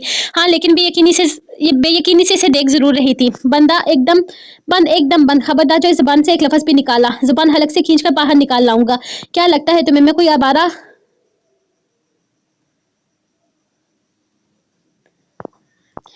क्या लगता है तुम्हें मैं कोई सरक छाप आवारा हवस प्रस्त आशिक हूँ जो तुम्हें देखकर अपनी आंखों की हवस बुझा रहा हूँ? ऐसे कौन से सरखूब के पर लगे हैं तुम्हारे साथ जो मैं तुम्हारे पीछे पड़ा हुआ हूँ? बहुत हसीन हो या आसमान से उतरी हुई कोई परी हो क्या तुम? औकात क्या है तुम्हारी? आलम सुल्तान शाह नाम है मेरा नाम सुनकर हजारों लड़कियां खींची चली आती हैं। खूबसूरत से खूबसूरत लड़की अपना हुस्न मेरे कदमों में बिछाती है। मैं आलम सुल्तान शाह तुम्हें देखकर अपनी आंखों की हवस मिटाऊंगा। वो मजाकिया अंदाज में हंसा था, जबकि इसके अंदाज पर नैन की निगाहें अपने आप ही झुक गई थी। थोड़ी देर पहले पड़ने वाला थप्पड़ तो इसे बिल्कुल भी याद न रहा था। स्टूडेंट का बहुत सारा मजमा वहां पर जमा हो चुका था। शायद वो पहली बार गुस्सा इस पर निकालने के लिए कुछ ज्यादा ही बकवास कर गई थी। शायद पहली बार से समझने में गलती हो गई थी, लेकिन इस बात वो हद ही कर गई थी। वो पिछली बार भी तो इसे बताकर गया था कि वो कौन है। अब इतना बड़ा आदमी भला इसके पीछे क्यों पड़ेगा? इसे कौन सा किसी चीज की कमी थी? वो इसे देखकर आहें भरता। We are really very sorry sir, मेरी दोस्त कुछ ज्यादा ही बोल गई, हम शर्मिंदा है। अक्सर जो कब से सुन रही थी आलम के गुस्से पर, वो इसे माजरत करने लगी थी। माजरत करने की जरूरत आपको नहीं, मत होना कहो, इनका दिमाग जरूर से ज्यादा ही चलता है। वो बेहद गुस्से से इसका हाथ थाम चुका था, जबकि शर्मिंदगी से वो कुछ बोल भी ना पाई। आलम अपना रुमाल निकालकर इसके हाथ पर बांधने लगा था। इस दुनिया में हर इंसान तुम्हारे हुस्न का दीवाना हो ऐसा जरूरी नहीं कि हर निगाह हवस परस्त हो, लेकिन कुछ लोगों की फितरत भी ऐसी होती है। बिना बात को पूरी तरह समझे रिएक्शन देना तो तुम लोगों का फेवरेट काम है। बहरहाल आई डोंट केयर। सुनो, इसे किसी क्लिनिक ले जाना। हाथ में काफी गहरी चोट आई है। वो इसका हाथ पीछे करता गाड़ी की जानिब बढ़ गया था। ये तुमने क्या किया दनेन? जरूरी तो नहीं हर इंसान वैसा ही हो जैसा हम सोचते हैं, पास खड़ी एक लड़की ने समझाते हुए कहा था, जबकि बाकी सब स्टूडेंट भी इसे इत्तेफाक रखते थे। हाँ, वो आलम सुल्तान शाह इतना बड़ा आदमी बोला, इसे क्या जरूरत थी किसी लड़की को छेड़ने की? दूसरी लड़की ने कहा, मेरे ख्याल में इस दिन भी तो इसकी बात का गलत मतलब निकाला था। शायद इसकी बात को हमने गलत समझा था यार। वो बहुत डिसेंट और शरीफ इंसान है। मेरे ख्याल में तुम्हें इसे माफी मांगनी चाहिए। अक्सर इसे समझाते हुए बोलते हो दानी ने एक नजर इसके चेहरे का और फिर आलम की पीठ को देखा था जो गाड़ी की तरफ बढ़ रहा था। यहाँ मौजूद सब लोगों को यही लगता था कि इसने आलम की इंसल्ट करके गलती की है और इसे माफी मांगनी चाहिए, जबकि थप्पड़ इसने इसे मारा था, लेकिन फिर भी गलती इसे अपनी ही लग रही थी। यही तो आदत थी इसकी कि वो अपनी गलती फौरन मान जाती थी और वो जानती थी कि वो आलम को जरूरत से ज्यादा सुना चुकी है, वो भी सब स्टूडेंट के सामने। हर कोई इसे ही देख रहा था कि इसने इतने बड़े बिजनेस टाइकून की बहुत इंसल्ट कर दी है। इसने फौरन ही माफी मांगने का फैसला करते उसके पीछे गई थी। एक्सक्यूज मी, मेरी बात सुने मिस्टर सुल्तान शाह। आलम आलम सुल्तान शाह, इसकी पुकार। और अपने अधूरे नाम पर इसने मुड़कर से देखा था। जहां इसकी पुकार पर इसका दिल हमें हलचल पैदा होने लगी थी, वहीं अपना अधूरा नाम पर इसके मुंह के जाविया बिगड़ गए थे, जबकि इसके इस तरह से गुस्से से कहने पर वो पीछे नजरें झुका गई थी। जी मिस्टर आलम सुल्तान शाह, मैं आपसे माफी चाहती हूँ। शायद आप ठीक कह रहे हैं, मैं कुछ ज्यादा ही बोल गई थी। मुझे इतनी फिजूल बकवास नहीं करनी चाहिए थी। मुझे माफ कर दे, मैं अपनी गलती पर शर्मिंदा हूँ। वो निगाहें झुकाकर बोली थी। इसका अंदाज भी मासूमियत से भरपूर था। बस कि किस अंदाज पर फिदा होता। वो निगाहें उठाकर गजब दिखाती थी और निगाहें झुकाकर दिल में हलचल पैदा कर देती थी। ये इसकी जात पर एक और इल्जाम था जो आलम की मोहब्बत ने इसे दिया था। आज के बाद ये बात याद रखना कि हमारे खानदान की बीवी अपने शोहर से इतनी ऊंची आवाज में बात नहीं करती। कुछ मैनर्स सीख लो। निकाह से पहले मुझे बदजुबान बीवी पसंद नहीं। वो जो इसके जवाब में निगाहें झुकाए हुए इसका माफीनामा सुनने के मुंतजर थी, इसके अल्फाज सुनकर गुस्से से आग बगोला हो गई। एक तो पहले ही इसके गाल तप रहा था इसकी थप्पड़ की वजह से, और अब मजीद बकवास कर रहा था। इसकी पहली सोच ही इसके बारे में सही थी। इसने जो इसके बारे में सोचा था वो बिल्कुल ठीक था। वह एक आवारा और ढीठ इंसान था। इसका दिल चाहा कि जैसा थप्पड़ इसने इसके चेहरे पर लगाया है, एक वैसा ही थप्पड़ इसके मुंह पर लगाकर इसकी बेजुबान लग इसकी बेज लगाम जुबान को लगाम डाले। लेकिन सामने वाले की आंखों में ऐसा तासर था कि वो ना तो इसका हाथ उठा सका था और ना ही वो इससे ज्यादा देर निगाहें मिला सकी थी। इसकी निगाहें चुराने पर आलम के चेहरे पर एक खूबसूरत दिलकश मुस्कुराहट नमोदार हुई थी। ये चादर लेकर आती हो तुम यूनिवर्सिटी? वो इसके हाथ में मौजूद चादर को देखते हुए सवारी अंदाज में बोला। लगे हाथों इसके हाथ से चादर लेकर देखने लगा। तनेन को तो इसका अंदाज आग लगा गया था, लेकिन न जाने इसकी निगाहों में ऐसा क्या था कि वो कुछ बोल ही नहीं पाई। वो अपने दोस्तों को बता के थी कि वैसे माफी मांगने वाली है, लेकिन हकीकत ये थी कि वो किसी की माफी के लायक ही नहीं था। वो आहिस्ता से चादर खोलकर इसके गिर्द फैलाने लगा। इसके अंदाज पर दाने ने दो कदम पीछे की तरफ उठाए थे, लेकिन वो देर कर चुकी थी। आलम चादर इसके गिर्द फैला चुका था और ये मुतासर होने वाला अंदाज में इसकी चादर को देख रहा था। अच्छी बात है, छुपा कर रखो अपने आप को। तुम पर सिर्फ मेरा हक है। तुम पर बहुत जल्द आलम सुल्तान शाह की महर लगने वाली है। अपने आप को तैयार कर लो। वो उंगलियों के पोरों से इसके गाल छूता मुस्कुराते हुए वहां से निकल चुका था, जबकि दानिन का सदमे और गुस्से से बुरा हाल था। बारात बहुत धूमधाम से आई थी। अब मजीद कोई रस्म नहीं बची थी, लेकिन ना जाने स्नेहा ने कौन कौन सी रस्में निकाली थी। एक तो लाली से तंग कर रही थी और पता नहीं कौन कौन सी रस्में बता रही थी। इसका रस्म में जिसमें पैसे मिलने थे। ये तो इन दोनों की डील थी कि जितने भी पैसे मिलेंगे वो दोनों आधा आधा करेंगी, जिसके बाद से लेकर अभी तक रस्मों का लंबा सिलसिला शुरू हो चुका था। जियाद तो इसे पहले ही कह चुका था कि अच्छी खासी रकम तैयार कर लो, तुम्हारी है नहीं। इसकी वजह से सुबह सुबह अपने नौकरों को इसने बैंक भेजा था, लेकिन इसके पास मौजूद सारे पैसे खत्म हो चुके थे और अब दुल्हन के साथ बैठने के लिए इसे अलग से पेमेंट करनी पड़ रही थी। इसने कहा बेटा बहुत हो गया, मेरे पास जो था मैं दे चुका हूँ, अब बस करो। वो जरा सख्ती से बोला, लेकिन स्नेहा जबकि इसके अंदाज पर दुल्हन बेगम अपनी सारी शर्म और हया बुलाए घूंघट उतार चुकी थी। पहले पैसे दे वरना स्नेहा नहीं उठेगी। इसकी सीट की कीमत है। इसकी बात पर सफिया बेगम सर थाम कर बैठ गई थी, जबकि सिकंदर शाह को ये सारी रस्में बहुत ज्यादा मजा दे रही थी। आखिर वो इनकी बेटी थी, कहाँ पर क्यों शर्माती। वो तो शुक्र था कि इसकी रस्म को अदा करने के लिए सिर्फ घर वाले ही थे, बाकी सब लोग स्टेज से नीचे थे, वरना दुल्हन का ये अंदाज देखकर गश खाकर बेहोश हो चुके होते। इसके अंदाज पर शेर ने इसे घूरकर जाहिद से उधार लिया था और पैसे मिलने के बाद इसे सीट मिलते ही ये सुनने को मिला था कि एक बार फिर किसी को भेजकर बैंक से पैसे निकलवा लाएं, क्योंकि अभी बहुत सारी रस्में बाकी हैं। या तुम स्नेहा से इतना प्यार तो नहीं करती? शेर ने इसे घूरते हुए कहा था। स्नेहा से बहुत प्यार करती हूँ, लेकिन इस बार ना जो पैसे आप देंगे हम आधे आधे करने वाले हैं, इसलिए सारी रस्में होंगी और आपको बहुत सारे पैसे देने होंगे। कम से कम इतने पैसे तो होने चाहिए कि मेरा तुर्की का टिकट बन जाए। वो उसके सामने बैठी दोबारा घूंघट को ओढ़ते हुए इसे झटके दे रही थी। तुर्की क्यों जा रही हो? इसने हैरत से पूछा था। जाहिर सी बात है, अब दूल्हा ढूंढने तो नहीं जा सकती, तो हनीमून मनाने ही जाऊंगी ना। वो उसकी अकल पर मातम करते हुए काम आवाज में बोली थी। तो वहाँ हनीमून किसके साथ मनाने जा रही हूँ? क्योंकि मैं तो सिंगापुर के लिए जा रहा हूँ हनीमून के लिए। इसके अंदाज पर वो हंसते हुए बोला था। सिंगापुर वहां जाकर क्या करना है? वहां के लोग भी काले होते हैं। मैं किसी को पटाने में मजा भी नहीं आएगा। हम तुर्की जाएंगे, वहां के लोग बहुत नरम होते हैं। मैं तो पहले बता रही हूँ, मैं तो तुर्की ही जाऊंगी। अगर आप नहीं चल सकते तो ना चले। मैं अपना हनीमून अकेले मना लूंगी। वो इसे कहती हुई इसे देखकर सामने देखने लगी, जहां सफिया बेगम इसे कब से खामोश होने का इशारा कर रही थी, लेकिन इनकी ये ढीठ उड़ाद इसकी सुनती कहाँ थी। वो स्टेज पर चली आई, बेहद सख्त आवाज में इससे कहा, दुल्हन बन गई हो, अब खामोश होकर बैठ जाओ। लोग तरह तरह की बातें कर रहे हैं, अगर आप तुमने जरा सी भी आवाज निकाली तो रख कर 2 थप्पड़ लगाऊंगी। इसकी धमकी पर जहां शेर को बहुत मजा दे गई थी, वहीं इसकी मासूम सी बेबी का मुंह खुल गया था। इसलिए कहते हैं खामोशी हर बीमारी का इलाज है। वो अपने लबों पर उंगली रखकर इसे खामोश रहने का इशारा कर रहा था, जबकि इसकी बेचैन नजर अपने बाबा को ढूंढ रही थी। लड़की, इस वक्त वो तुम्हें खामोश रहने के लिए ही कहेंगे। वो हंसते हुए बोला था, ठीक है, अब मैं कुछ भी नहीं बोलूंगी, खामोश रहूंगी, चाहे जो भी हो जाए, मुंह से आवाज भी नहीं निकालूंगी। जब तक मिनते नहीं कर दे तब तक नहीं बोलूंगी। वो मुंह में बड़बड़ाती सफिया बेगम की डांट को दिल पर ले चुकी थी, जबकि शेर की बातें जलती पर तेम का काम किया था। डार्लिंग, मेरे हालात इतने भी खराब नहीं हुए कि मैं तुमसे बात करने के लिए तुम्हारी मिन्नतें करूं। मैं खुद भी खामोश, बीवी बहुत पसंद है। वो उसके कान के करीब सरगोशी कर गया था, जबकि बदले में लालिनी सिर्फ घूर कर देखा था, मतलब कि वो अपने इरादे पर अमल करने का सोच रही थी। रोहान को यहाँ देखकर जहाँ सफदर शाह को खुशी हुई थी, वहीं इसका अंदाज इन्हें परेशान कर गया था। इसने बहुत तल्ख लहजे में कहा था कि मुझे आप दोनों से बात करनी है। घर में शादी होने की वजह से वो बेहद मसरूफ थे, मेहमानों से घर भरा हुआ था, इसलिए उन्होंने रोहान से कह दिया था कि वो शाम को इससे बात करेंगे। लेकिन रोहान का गुस्ताख लहजा इन्हें गुस्सा दिला गया। इसने बेहद बदतमीजी से कहा था कि इसे अभी बात करनी है, अगर मेहमान ना होते तो शायद वो इस वक्त इसकी बात सुन लेते। लेकिन मेहमानों के बीच उन्होंने बस इतना कहा था कि वो बाद में बात करेंगे। इन्हें समझ नहीं आ रहा था कि वो इस हद तक बदतमीजी का मुजाहिरा क्यों कर रहा है, क्योंकि उन्होंने अपनी औलाद को बदतमीजी हरगिज नहीं सिखाई थी। आखिर ऐसी कौन सी बात थी जिसे वो हर लिहाज भुला चुका था। वो खुद भी जानना चाहते थे, लेकिन फिलहाल ऐसा मुमकिन नहीं था। वो इसको शाम को अपने कमरे में आने का कह चुके थे। रोहान ने बस हाँ में सर हिलाया। इसके बाद सफदर अपने कामों में मसरूफ हो गए थे, लेकिन थोड़ी देर पहले इनका यह लिया दिया अंदाज पाकीज़ा बेगम को भी परेशान कर गया था। वो तो इसी वक्त इसकी बात सुनने को तैयार थी, लेकिन इसने कहा था कि वो दोनों से बात करना चाहता है। पाकीज़ा बेगम को तो कुछ समझ ना आया था। आज इसके गुस्ताख लहजे ने इसके बाप का लहजा आज इसके गुस्ताख लहजे में इसके बाप का लहजा बोल रहा था। रुखसती बेहद रंजीदा माहौल में हुई थी। इसके इतने रोने पर जियार और सिकंदर शाह की आंखें भी नम हो गई थी। सफिया बेगम को तो आजकल रोने का बस बहाना चाहिए था। बस कर दे भाभी, वो कौन सा किसी और के घर में जा रही है। सफिया बेगम के रोने पर पाकीज़ा ने समझाया था, लेकिन ये रस्म ही ऐसी थी कि यहाँ पर कोई भी अपने आंसू पर काबू नहीं पा सका था। सिकंदर शाह की बेटी आज रुखसत हो रही थी। कैसा अजीब एहसास, ऐसा लग रहा था जैसे वो हमेशा के लिए इनसे दूर हो जाएगी और वो कभी इसे देख नहीं पाएंगे। ज़रिया ये सोचकर परेशान था कि वो अपनी बहन पर पहले जैसा हक नहीं रख सकता। अब इस पर बहुत सारी जिम्मेदारियां आने वाली थी। इसकी छोटी सी गुड़िया अब अपना घर संभालेगी। शेर ने सबसे वादा किया था कि वो राली का बहुत ख्याल रखेगा। अब इसका भी यही कहना था कि वो कौन सा इसे लेकर किसी दूसरे शहर जा रहा है, रहना तो इसी हवेली में है। लेकिन इस रस्म के पेश नजर सब लोग ही परेशान थे। कुरान पाक के साए में से रुखसत किया गया था। आज अफसरदा शाम अपने खिताम को पहुंची थी। इनमें से किसी को भी ये पसंद नहीं आई थी। बाही शादी की रस्म अपने अरूज पर थी। पाकीज़ा बेगम और सफदर शाह इसके अंदाज से तंग आकर इसे कमरे में बुला चुके थे। तकरीबन 1 घंटे से इसके कमरे में बहस और मुहावजा जारी था। वो मुसलसल बदतमीजी कर रहा था। इसके हर अंदाज में आज वासफ शाह बोल रहा था। वो पिछले 1 घंटे से मुसलसल इसकी बदतमीजी और गुस्ताखाना लहजा बर्दाश्त कर रही थी। ये सब कुछ हो रहा था महराज की बेटी के लिए, जो कोई गैर नहीं बल्कि इनकी भांजी थी। इस लड़की के लिए वो आज हर हद पार कर गया था। इसकी बातें और अंदाज सुनने के बाद पाकीज़ा बेगम को ऐसा महसूस हो रहा था जैसे इनकी टांगों में जान ही नहीं है। मुंह संभाल कर बात करो, तुम अपनी माँ से बात कर रहे हो। सफदर शाह का दिल चाहा कि बस इसके मुंह पर थप्पड़ लगा दे। नहीं सफदर शाह, मैं ऐसी औरत से बात कर रहा हूँ जो अपने शोहर और बच्चे होने के बावजूद गैर मर्द से मिलती रही है। एक ऐसी औरत की बात कर रहा हूँ जो रंगे हाथों पकड़ जाने पर इसके शोहर ने मौके पर से तलाक दे दी थी। मैं एक बद किरदार चटाकी इसके सबर का पैमाना लबरेज हो चुका था। वो इनके मुंह से पाकीज़ा के लिए ऐसी बातें सुनकर अपने हाथ को रोक नहीं पाए थे और एक के बाद एक थप्पड़ इसके मुंह को लाल कर गया था। गुस्ताख बेगैरत अपनी माँ के लिए ऐसे अल्फाज इस्तेमाल करते हुए शर्म नाई कौन सी पट्टी पर कर आया है। माँ बाप को गलत और दुनिया को सही साबित कर रही है। महराज जैसे घटिया शख्स की बेटी के लिए तो अपनी माँ पर इल्जाम लगा रहा है।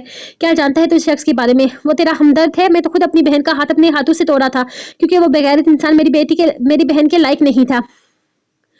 मैंने खुद अपनी बहन का घर अपने हाथों से तोड़ा था, क्योंकि वो बेगैरत इंसान मेरी बहन के लायक ही नहीं था। मेरी बहन की मौत इस शख्स से बिछड़कर नहीं बल्कि इस शख्स की जुल्म सहकर हुई थी। लेकिन मैं तुझे सफाइयां क्यों दे रहा हूँ? तो हवेली वालों के जहर असल बोल रहा है ना। मैंने तुझे कहा था इस औरत से वासफ शाह की औलाद इसे कभी सुकून नहीं देगी। लेकिन इसने कहा था कि इसने तुझे जन्म दिया है। कौन सी सफाई चाहता है तू बताओ मुझे? अपनी माँ के पाक दामन होने का सबूत मांग रहा है तो मुझसे मांग, मैं देता हूँ सबूत। वो बेहद गुस्से से धक्का देते हुए बोले, लेकिन इन्होंने महसूस किया कि पाकीज़ा बेगम जमीन पर गिर चुकी है। वो बेचैनी से अपनी जान से ज्यादा अजीज बीवी की तरफ बढ़े थे। रोहान ने आगे कदम बढ़ाने चाहे तो उन्होंने इसे धक्का देकर रोक दिया था। जिस दिन मेरी बीबी की पाक दामनी का सबूत मिल जाए, इस दिन से पहले अपनी शक्ल मत दिखाना। निकल जा तुम इस घर से। तुम इस घर में रहने के काबिल नहीं हो। आज तुमने साबित कर दिया कि तुम वासफ शाह के बेटे हो। अगर मेरे होते ना तो मैं कत्ल कर देता। वो इंतहाई बेरहमी से कहती पाकीज़ा बेगम को अपने बाहू में उठाए बाहर की जानब भागे थे। इन्हें गाड़ी में बिठाते उन्होंने मुख्तार शाह को फोन किया था और कहा था कि पाकीज़ा की तबीयत थोड़ी खराब हो गई है, घर में किसी को बताने की जरूरत नहीं है, वो सब कुछ हैंडल कर लेंगे। इतना कहकर फोन बंद कर चुके थे। घर में शादी का माहौल खराब नहीं करना चाहते थे।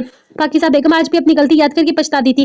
वासफ शाह इनकी जिंदगी में आने वाला पहला शख्स था। इसके साथ इनके नसीब की नहीं बल्कि मोहब्बत की डोर बंदी थी और इन दोनों की मुलाकात लंदन की एक यूनिवर्सिटी में हुई थी। पाकीज़ा बेगम लंदन में अपने वालिदैन के साथ रहती थी। इनका घर काफी ज्यादा मजबूत था। वासिफ शाह इनके खानदान में से किसी को भी पसंद नहीं था। इनका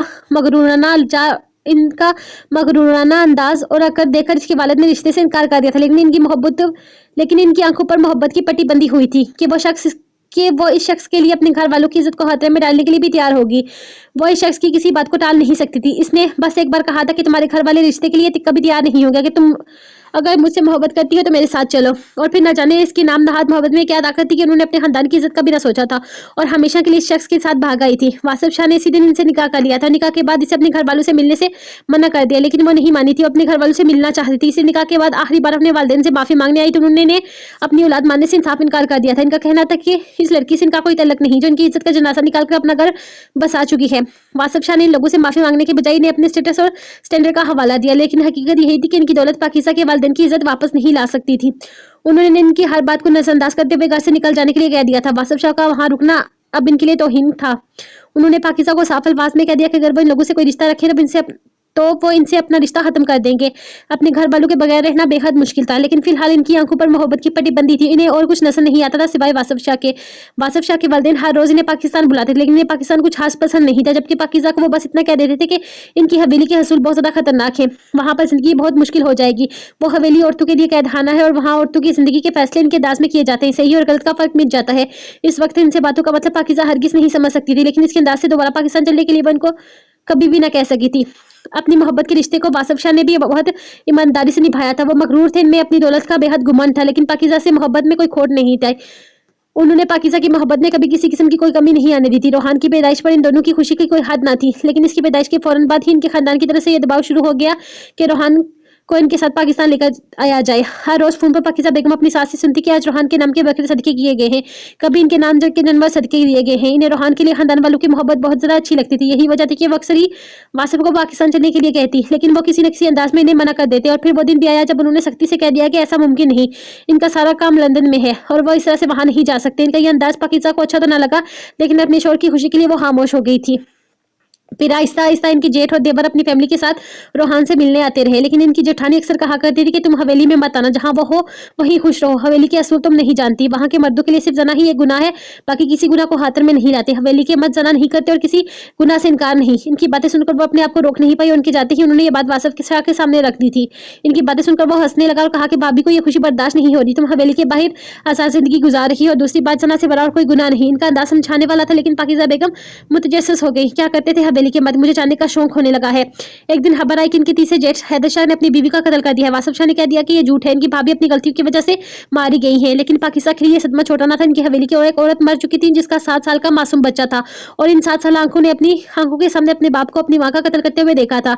ये बात भी इन्हें बड़ी भाभी ने ही बताई थी, वरना इनका शौहर तो इनसे सारी बातें छुपा कर ही रखता था। वो तो आपसे मिलना चाहती थी, न जाने क्यों इन्हें हर इंसान से ज्यादा वो काबिल रहम महसूस होता था। रोहान की पैदाइश के 5.5 साल के बाद इनके घर में एक नन्ही सी परी ने जन्म लिया था, जिसमें वासिफ शाह की जान बसी थी। उन्होंने बहुत मान से इसका नाम स्नेहा रखा था। जबकि एक दिन इन्हें यह पता चला कि इनकी बेटी की पैदाइश से पहले ही, बल्कि बहुत पहले ही ये बात हो चुकी थी कि वासिफ के घर में पैदा होने वाली पहली बच्ची हैदर शाह के बेटे तुराब की दुल्हन बनेगी। इस बात ने इन्हें अंदर से हिला दिया था। एक 10 साल का लड़का और एक 1.5 माह की बच्ची, वो लोग ऐसा सोच भी कैसे सकते थे। उन्होंने साफ इनकार कर दिया, वो कभी भी ऐसा नहीं करना चाहती थी। उन्होंने कहा था कि स्नेहा अपनी जिंदगी का फैसला खुद करेगी, वो कभी भी अपनी बेटी को किसी की बेहसी की नजर नहीं होने देंगी। उन्होंने सोच लिया था कि वो पाकिस्तान कभी भी नहीं जाएंगी। लेकिन इसके बाद वासिफ शाह बहुत ज्यादा परेशान रहने लगे। वजह पूछने पर पता चला कि बाबा चंद का हुक्म आ चुका है, इन्हें पाकिस्तान हवेली वापस जाना होगा। इनकी परेशानी की वजह इन्हें हरगिज समझ ना आई थी। हाँ, लेकिन अपने 6 साल बेटे और 10 माह की मासूम बच्ची को लेकर वो हवेली आ गई थी। हवेली में इनका वेलकम बहुत धूमधाम से किया गया था। एक हफ्ता तो इनकी का बहुत खुशी से गुजरा था। रोहान तो इन्हें देखने के लिए कम कम ही नसीब होता, क्योंकि इसे कोई ना कोई अपने साथ लेकर जाता। हर किसी की इसके लिए मोहब्बत देखकर वो बहुत ज्यादा खुश थी। इनके सामने वो 13 साल लड़का आलम जो सब कुछ संभाल लेता था, इन्हें बहुत अच्छा लगा था। वो खुद से छोटे तमाम बच्चों का लीडर था। किसी को कोई भी मसला होता वो सब इसी के पास जाते थे। और आलम ने इनसे वादा भी किया था कि वो रोहान और स्नेहा की जिंदगी में आने वाले हर मसले को हल करेगा, क्योंकि वो इनका बड़ा भाई है। और इसकी यही बातें पाकिज़ा बेगम को बहुत ज्यादा अच्छी लगती थी। जबकि वो दूसरा लड़का तुराब मोहब्बत लफ्ज़ से भी बेखबर था। इसकी आंखों में अजीब सी वहशत थी। वो किसी से बात नहीं करता था, इसे जबरदस्ती शाम को खिलाने पर बुलाया जाता। सुबह और दोपहर का खाना वो अपने कमरे में खाता था। इसका अंदाज बहुत अलग था। अगर कोई इसे मुखातब करके बात करता भी था तब भी वो जवाब नहीं देता था। और ये आज से नहीं बल्कि 5.5 सालों से ऐसा ही था। इसका ये अंदाज पाकिज़ा बेगम के साथ साथ भी ऐसा ही था। 2-3 बार उन्होंने इससे बात करने की कोशिश की तो वो नजरअंदाज करता आगे बढ़ गया था। तो वो अपने कमरे से निकलता ही नहीं था। अगर निकलता तब भी एक जगह ही बैठा रहता। इसकी नज़रों में नजस बेगम के लिए इतनी नफरत थी कि वो तो इसकी तरफ जाती ही नहीं थी। एक बार हैदर साहब ने नजस बेगम को काफी सख्ती से कहा था कि इनके बेटे का ख्याल रखना, और नजस बेगम भी फर्ज निभाने के लिए वो तुराब के कमरे में चली गई थी, इनके सर जहाँ पर इसने वास इनके सर पर दे मारा था। इसका चेहरा खून से लथपथ था। हैदर शाह ने तुराब की गलती का एहसास दिलाने के लिए इसे एक थप्पड़ दे मारा था, लेकिन वहां कोई असर नहीं हुआ था। शायद वो हर किसी से नफरत करता था। अगर किसी से बात करता तो सिर्फ आलम से। इन्हें वो प्यारा सा लड़का अच्छा तो बहुत लगा, लेकिन काश इसकी आसानी के लिए कुछ कर पाती। फिर एक दिन सुबह इनकी आंख खुली तो उन्होंने देखा कि बेबी कार्ड के बिल्कुल करीब खड़ा वो मुस्कुराकर स्नेहा से बातें कर रहा था, जबकि स्नेहा भी इसकी मौजूदगी को महसूस करके खुशी से चहक रही थी। अभी कल ही की तो बात थी जब इसने चलना शुरू किया था। वो सिर्फ से गिरने वाली थी, अगर तुराब ना होता तो वो गिर जाती। पाकिज़ा को देखकर थोड़ा सा शर्मिंदा होकर से दूर हुआ, लेकिन फिर थोड़ी देर जमीन को देखकर इन्हें महातब किया, चाची मैं क्या बेबी को अपने साथ ले जाऊँ? मैं बाहर इसके साथ खेलूंगा, फिर वापस दे जाऊंगा। इसके पहली बार महातब करने पर पाकिज़ा को बेहद खुशी हुई थी। उन्होंने बहुत खुशी से इसे स्नेहा को ले जाने की इजाज़त दी थी, लेकिन इससे अगले दिन ही घर में किसी की शादी की तैयारियां होने लगी। पूछने पर इन्हें ये पता चला कि तुराब का निकाह करवाया जा रहा है। इन्हें ये बात बहुत अजीब लगी थी कि 11-12 साल के बच्चे का निकाह भला कैसे हो सकता है? वो तो किसी भी तरह इससे रिश्ते को निभा नहीं सकता था। लेकिन इन्हें बस इतना कह दिया गया था कि निकाह हर सूरत में जायज़ है। इसके लहजे में इतनी गर्माहट थी कि आगे से कुछ भी ना बोल पाई, और वैसे भी इन्हें कोई मतलब नहीं था इन सब चीज़ों से। लेकिन झटका तो इन्हें तब लगा जब इन्हें पता चला कि इनकी बेटी का भी निकाह है। इस बात पर वो आसिफ शाह से बोली, 1 साल की बच्ची का निकाह कैसे हो सकता है?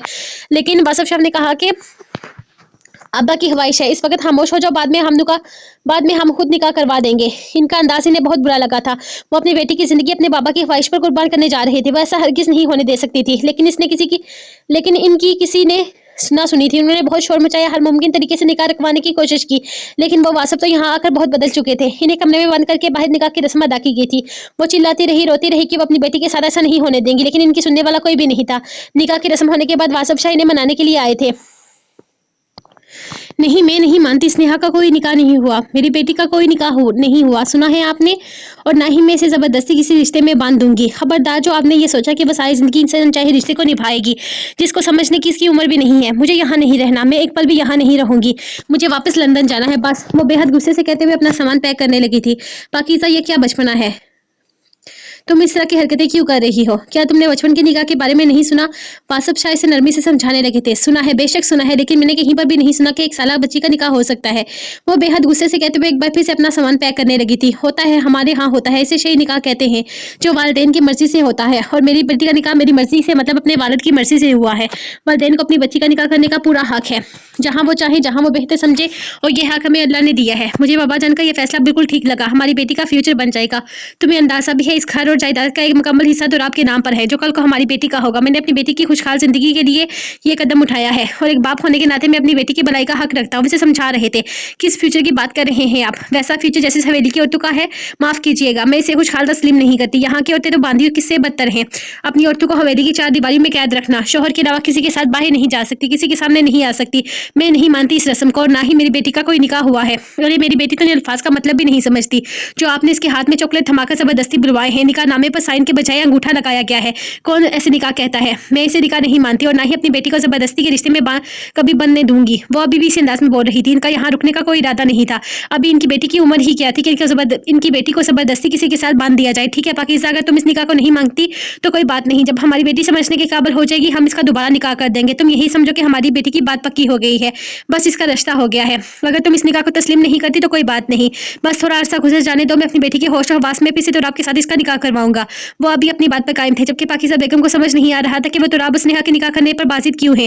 मैं अपनी बेटी का निकाह इस हवेली में नहीं करूंगी, ना आज ना फिर कभी, समझिए आप। मैं यहाँ नहीं रुकूंगी, मैं लंदन वापस जाऊंगी। वो इनकी आंखों में आंखें डाले बेखौफी से बोली थी, तुम्हारा वहाँ अकेले रहना मुश्किल हो जाएगा पाकिज़ा, क्योंकि बाबा जान अब अपने पोते और पोतियों के बगैर नहीं रहेंगे। मैं इस बुढ़ापे में अपने बाप को कोई तकलीफ नहीं दे सकता। मैं यहाँ से कभी भी नहीं जाऊँगा, और ना ही मेरे बच्चे तुम्हारे साथ जाएंगे। तुम पर ना मैंने पहले कभी जोर डाला है, और ना ही आगे डालूंगा। अगर तुम वापस जाना चाहती हो तो तुम्हें अकेले जाना होगा, बच्चों और मेरे बगैर। कल रात की बात थी कि बाबा जान बाबा जान ने इसके दोनों हाथ थाम कर इसे वादा लिया था कि अब वो इन्हें छोड़कर नहीं जाएगा और इसने वादा किया था कि वो अब अपने माँ बाप को छोड़कर कहीं नहीं जाएगा बल्कि इसी हवेली में रहेगा। उसके बीवी और बच्चे भी यहीं पर रहेंगी। वासफ शाह जानते थे कि वो कभी भी अपने शोहर के बगैर अपने बच्चों के बगैर कहीं नहीं जाएगी, इसलिए फिलहाल इनके लिए इतना ही कहना काफी था कि इसके बाद पाकिज़ा बेगम ने खामोशी इख्तियार कर ली थी। वो इस निकाह को नहीं मानती थी और ना ही कभी आगे मानने का इरादा रखती थी, लेकिन अब इस हवेली में रहना इनकी मजबूरी बन चुकी थी क्योंकि वासफ और अपने बच्चों के बगैर रहना इनके लिए बेहद मुश्किल था। इससे इस हवेली में रहते एक माह हो चुका था। इस हवेली के असूल बहुत ज्यादा अजीब थे। यहाँ के मर्द एक ही औरत से तलक रखते थे, किसी और औरत का ख्याल भी अपने दिमाग में लाना इनके लिए गुनाह था। इसलिए वो शादी भी अपनी पसंद से करते थे। इनके खानदान में सिर्फ हैदर शाह की शादी बाबा जान की मर्जी से हुई थी क्योंकि तब वो किसी को पसंद नहीं करते थे, लेकिन बाद में जब वो अपने बिजनेस में मसरूफ हो गए तो इन्हें अपनी ही सेक्रेटरी नरजस से मोहब्बत हो गई थी। हवेली वालों का तो कहना था कि जुमर अपनी मौत खुद मरी है, लेकिन तुराब के बारे में से ये पता था कि इसने अपने बाप को अपनी माँ को जान से मारते हुए देखा है। तुराब का अंदाज बदल चुका था। निकाह के बाद इससे लेकर अब तक स्नेहा के साथ वो ज्यादा वक्त गुजारता था। वो बिना किसी इजाजत से इसे अपने साथ ले जाता, कभी लान में कभी किसके साथ खेलता तो कभी झूले पर बिठाकर तब तक झूला झुलाते रहता जब तक वो ऊंची ऊंची आवाज में रोने लगती। इसके मामले में बहुत ज्यादा अजीब था। वो रोहान को भी इसके करीब न भटकने देता। हवेली के सब लोग ये सोचकर खुश होते थे कि स्नेहा के साथ तुराब एक तल हकीकत को बुलाने लगा है। इसका स्नेहा के साथ वक्त गुजारना किसी को बुरा नहीं लगता था सिवाय पाकिज़ा के। स्नेहा इनके पास जाती थी स्नेहा इसके पास नहीं जाती थी क्योंकि वो अक्सर इसे डांट देता था। इसकी डांट के खौफ की वजह से बस के पास आने पर वो रोने लगती, लेकिन पाकिज़ा बेगम को इतना भी हक ना था कि वो तुराब को रोक पाती और वो इसे स्नेहा को ले जाने पर रोकती तो तुराब के पास हर सवाल का जवाब होता, अब तो ये मेरी है, मैं चाहे जो भी करूँ। दादू कहते हैं कि ये सिर्फ मेरी है। इसे जैसे जीता जागता खिलौना मिल गया था। इसका दिल चाहता तो वो आधी रात को इसे उठाकर अपने कमरे में ले जाता। वासफ शाह को भी इन सब बातों से कोई इतराज न था, लेकिन पाकिज़ा को इतराज था। वो तो अपनी बेटी को रोते देख नहीं सकती थी और ना ही इसे खौफजदा होते हुए देख सकती थी। वो चलना शुरू कर चुकी थी, लेकिन तुराब इसे हमेशा उठाए रखता था। वो कहता था कि इसकी शहजादी के पैर गंदे हो जाएंगे। इसकी मसरूफियत बढ़ चुकी थी। स्कूल से आते हुए उसके लिए ढेरों चीजें लेकर आता था। अगर शॉपिंग पर जाता तो सारी शॉपिंग इसी की करता। इसकी हर चीज पर तुराब अपनी मर्जी से काम चलाता था। वो जैसे अपने होशो हवास ही बुला चुका था। इसे किसी और से कोई मतलब नहीं था, जबकि हवेली के लोग इसे मसरूफ देखकर बेफिक्र हो चुके थे। अपनी बेटी स्नेहा के लिए तुराब का जुनून देखकर पाकिज़ा बेगम को भी यकीन होने लगा था कि अब आगे वो इसका बहुत ज्यादा ख्याल रखेगा। इसी सोच को सोचते हुए उन्होंने एक बार तुराब को अपने सामने बिठाकर इसे कहा था कि अगर वो कभी भी स्नेहा के साथ न रही तो तुराब इसका ख्याल रखेगा। और तुराब ने इनसे वादा किया था कि चाहे जो भी हो जाए वो अपनी शहजादी पर कभी कोई आंच नहीं आने देगा। तुराब से लेकर इतना टची और पॉजिटिव तो जब तुराब उसे लेकर इतना टची और पॉजिटिव था कि आहिस्ता आहिस्ता पाकिज़ा बेगम भी इस रिश्ते को कबूल करने लगी थी। रोहान कहा जाता था, इसे कुछ इल्म नहीं था। यहाँ आकर इसके स्कूल में दाखिल तो करवा दिया गया था, लेकिन वह स्कूल में बहुत कम ही जाता था। ज्यादातर वक्त इसके चाचा के साथ गुजरता, जबकि इस मामले में भी वासफ शाह को कोई मसला नहीं था।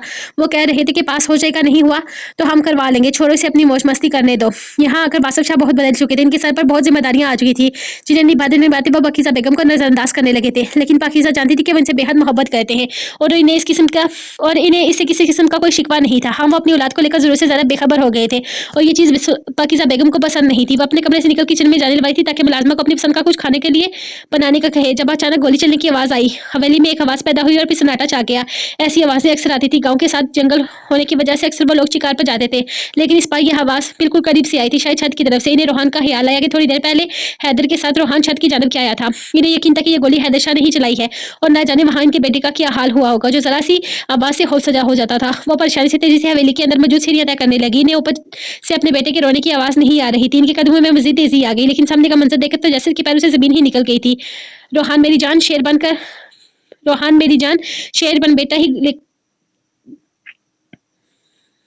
बेटा ये ले गोली चला, तेरा चाचा तेरे साथ है, कुछ नहीं होगा। वह सामने हम आसमान पे उड़ते कबूतर का निशाना लेते हुए इस मासूम बच्चे के हाथ में पिस्तौल दिए इसके पीछे बैठा इसका डर खत्म कर रहा था, जबकि वो रोहान बुरी तरह से कांपते रोए जा रहा था। पाकिज़ा की तो जैसे रूह कांप गई थी। वो शख्स 6 साल के बच्चे को गोली चलाना सिखा रहा था। इसे इस वक्त अपने बेटे से ज्यादा तरस आसमान पर उड़ते हुए इस मासूम परिंदे पर आया था, लेकिन इससे पहले कि वो आगे बढ़ती गोली चल चुकी थी। वो कबूतर जमीन पर जा गिरा था। पिस्तौल से धुआं निकल रहा था। गोली चलाते हुए कहीं शोले इस पत्थर से निकलकर हैदर शाह के हाथों में जज्ब हो गए थे, जबकि रोहान के नन्हे से हाथ इनके हाथों में थे। हैदर भाई ये क्या बेहुदा हरकत कर रहे हैं आप? शर्म नहीं आ रही आपको एक मासूम बच्चे के हाथ में बंदूक थमाते? कि आपको नजर नहीं आ रहा कि किस तरह से रो रहा है, किस तरह से खौफजदा हो रहा है? ये वो हाल लिहाज बोलकर इनके सामने आकर रुक गई थी। अरे भाभी कौन सी दुनिया में रहती हैं आप? आजकल तो बच्चा बच्चा ये खिलौना चलाना जानता है। आपने शायद मेरे बेटे तो आपको नहीं देखा और आलम का निशाना तो कभी चूकता ही नहीं। हमारे खानदान के बच्चों का ये खेल आना चाहिए और ये तो हाथ का खिलौना है, इससे क्या खौफजदा होना? वो बिना शर्मिंदा हुए बोले थे। आपके हाथ के खिलौने आपके हाथ के खिलौने ही ने आपके हाथ पर जख्म किया है हैदर भाई। और अगर तुराब और आलम को पिस्तौल चलाना आती है तो ये कोई फख्र की बात नहीं है। बच्चों के दिल से हर किस्म का खौफ खत्म कर देना मतलब इन्हें बुराई की तरफ धकेल देना है। और मैं अपने बेटे के साथ ऐसा कुछ नहीं करना चाहती, समझे आप। और खबरदार जो आप आज के बाद मेरे बेटे के करीब भी आए वरना आपके लिए बेहतर नहीं होगा। वो बेहद गुस्से से कहती अपने रोते बिलखते रोहान को उठाकर नीचे जा चुकी थी। हवेली के आज तक किसी औरत में इतनी हिम्मत ना हुई थी कि वो हैदर शाह के सामने जुबान चलाते। वो अपना गुस्सा हद करते हुए अपने हाथ में मौजूद बंदूक से एक बार फिर से आसमान पर उड़ते परिंदू का निशाना ले चुका था। तुम्हारा दिमाग खराब हो गया क्या? जरा जरा सी बात के बाद घर छोड़ने की बात करती हो। आखिर ऐसा भी क्या हो गया? क्या इससे पहले रोहान को कभी बाहर नहीं हुआ? क्या वो कभी रोया नहीं है? वो बेहद गुस्से से बोल रहे थे जबकि पाकिस्तान के बेगम के पास हर सवाल का एक ही जवाब था कि इनका बेटा होप के ज़ेरे असर इस कंडीशन में पहुंचा है और अब वो इस हवेली में इन लोगों के साथ नहीं रह सकती। तुम्हें समझ में नहीं आ रहा कि बाबा की तबीयत खराब है। मैं किसी भी हाल में स्नेहा और रोहान को इनसे दूर नहीं होने दूंगा। गाँव की सारी जिम्मेदारी मुझ पर पड़ी हुई है। मैं तुम्हारे साथ कहीं नहीं जा सकता, मुझे यहीं पर रहना है। अगर मैंने पाकिस्तान छोड़ा शायद बाबा मुझे कभी माफ नहीं करेंगे। तो ठीक है, अगर आप पाकिस्तान नहीं छोड़ सकते तो मैं आपके साथ किसी किस्म की कोई जबरदस्ती नहीं करूंगी, लेकिन मेरे बच्चे इस हवेली में नहीं रहेंगे। आपके बाबा को मेरे बच्चों से मुलाकात करने का शौक है तो आप हर हफ्ते में 1-2 बार बाबा से मिलवाने नहीं लेकर आइएगा, लेकिन मैं इस माहौल में अपने बच्चों की परवरिश नहीं कर सकती। मुझे अलग मकान चाहिए, वो भी इस हवेली से बहुत दूर, जहाँ मैं सुकून से अपने बच्चों की परवरिश कर सकूँ। वो फैसला करते हुए बोली थी। वासिफ शाह पाकिज़ा की कंडीशन को समझते हुए हवेली का माहौल इनकी नजरों में भी वाजिया था। वो पहले ही जानते थे कि पाकिज़ा यहाँ एडजस्ट नहीं कर पाएगी इनके लिए, इसलिए इनका आज साफ अल्फाज में कहने पर उन्होंने सिर्फ हाँ में सर हिलाया था। मतलब इनके अलग रहने पर इन्हें कोई एतराज नहीं था। वो नहीं जानते थे घर में सब लोगों ने किस तरह से इजाजत दी थी। सब कुछ वासिफ शाह ने खुद किया था और अब वो अपना नया घर देखने शहर जा रहे थे। सबको उन्होंने यही कहा था कि पाकिस्तान गांव के माहौल में एडजस्ट नहीं कर पा रही, पर ज्यादा लोगों ने एतराज भी नहीं उठाया था। बस वो लोग चाहते थे कि बच्चे इनके पास रहे और बच्चे इनके साथ ही थे। ऐसा कोई मसला नहीं था। ये कोई छोटा सा नहीं बल्कि बहुत बड़ा घर था और शहर के बीचों बीच था। यहाँ हर चीज की आसानी थी। स्नेहा और रोहान यहाँ आकर खुश थे, जबकि अब पाकिस्तान भी बेफिक्र हो चुकी थी। इन्हें लगा था कि सब कुछ बहुत आसानी से हो जाएगा। इन्हें लगा नहीं था कि सब कुछ इतना आसानी से हो जाएगा। वासिफ शाह ज्यादातर गाँव में ही रहते थे, हफ्ते में 1-2 दिन इनके पास और बाकी गाँव में ही रहते थे, क्योंकि गाँव की बहुत सारी जिम्मेदारियां इनके सर पर आ चुकी थी। बहुत सारी दुश्मनियों में वो खुद भी अपने बच्चों को महफूज जगह पर छोड़ना चाहते थे और अब वो बेफिक्र होकर अपना काम अंजाम देने लगे थे। वो बेड पर लेटी कब से अपनी मासी को सोचे जा रही थी। जब सफदर शाह के कमरे में कदम रखा, डॉक्टर ने कहा है कि बीपी बहुत ज्यादा हाई हो गया था, कुछ देर में डिस्चार्ज कर देंगे। बन के करीब बैठते हुए बोले तो पाकिज़ा बेगम की आंखों से आंसू बहने लगे, जो सफदर शाह ने देखते ही बेहद नरमी से साफ किए थे कि तुम क्यों रो रही हो पाकिज़ा? मैं जानता हूँ कि तुम अपने नाम की तरह पाकिज़ा हो। कोई जरूरत नहीं है तुम्हें किसी को सफाई देने की या किसी के लिए आंसू बहाने की। रोहान किसी और की जबान बोल रहा है, जब इसे अपनी गलती का एहसास होगा तो तुम्हारे पैर पकड़कर माफी मांगेगा। वो इनके हाथ थामते हुए बोले तो पाकिज़ा बेगम ना चाहते हुए भी फूट फूट कर रोने लगी थी। नहीं, मुझे अफसोस इस बात का नहीं कि मेरे बेटे ने मेरे किरदार पर शक किया, मेरे दामन पर उंगलियां उठाई। सफदर, मुझे अफसोस इस बात का है कि रोहान ने आज अपने बाप की जुबान बोली। इसने साबित कर दिया कि वो शाह वली का खून है। काश मैं आपके सामने ये शर्त न रखती कि मुझे अपने बच्चों के अलावा और औलाद की ख्वाहिश नहीं, तो यकीन करें आज मुझ पर वो उंगलियां उठाने वाला वासिफ शाह का बेटा दूसरी सांस लेने की इजाजत नहीं देता।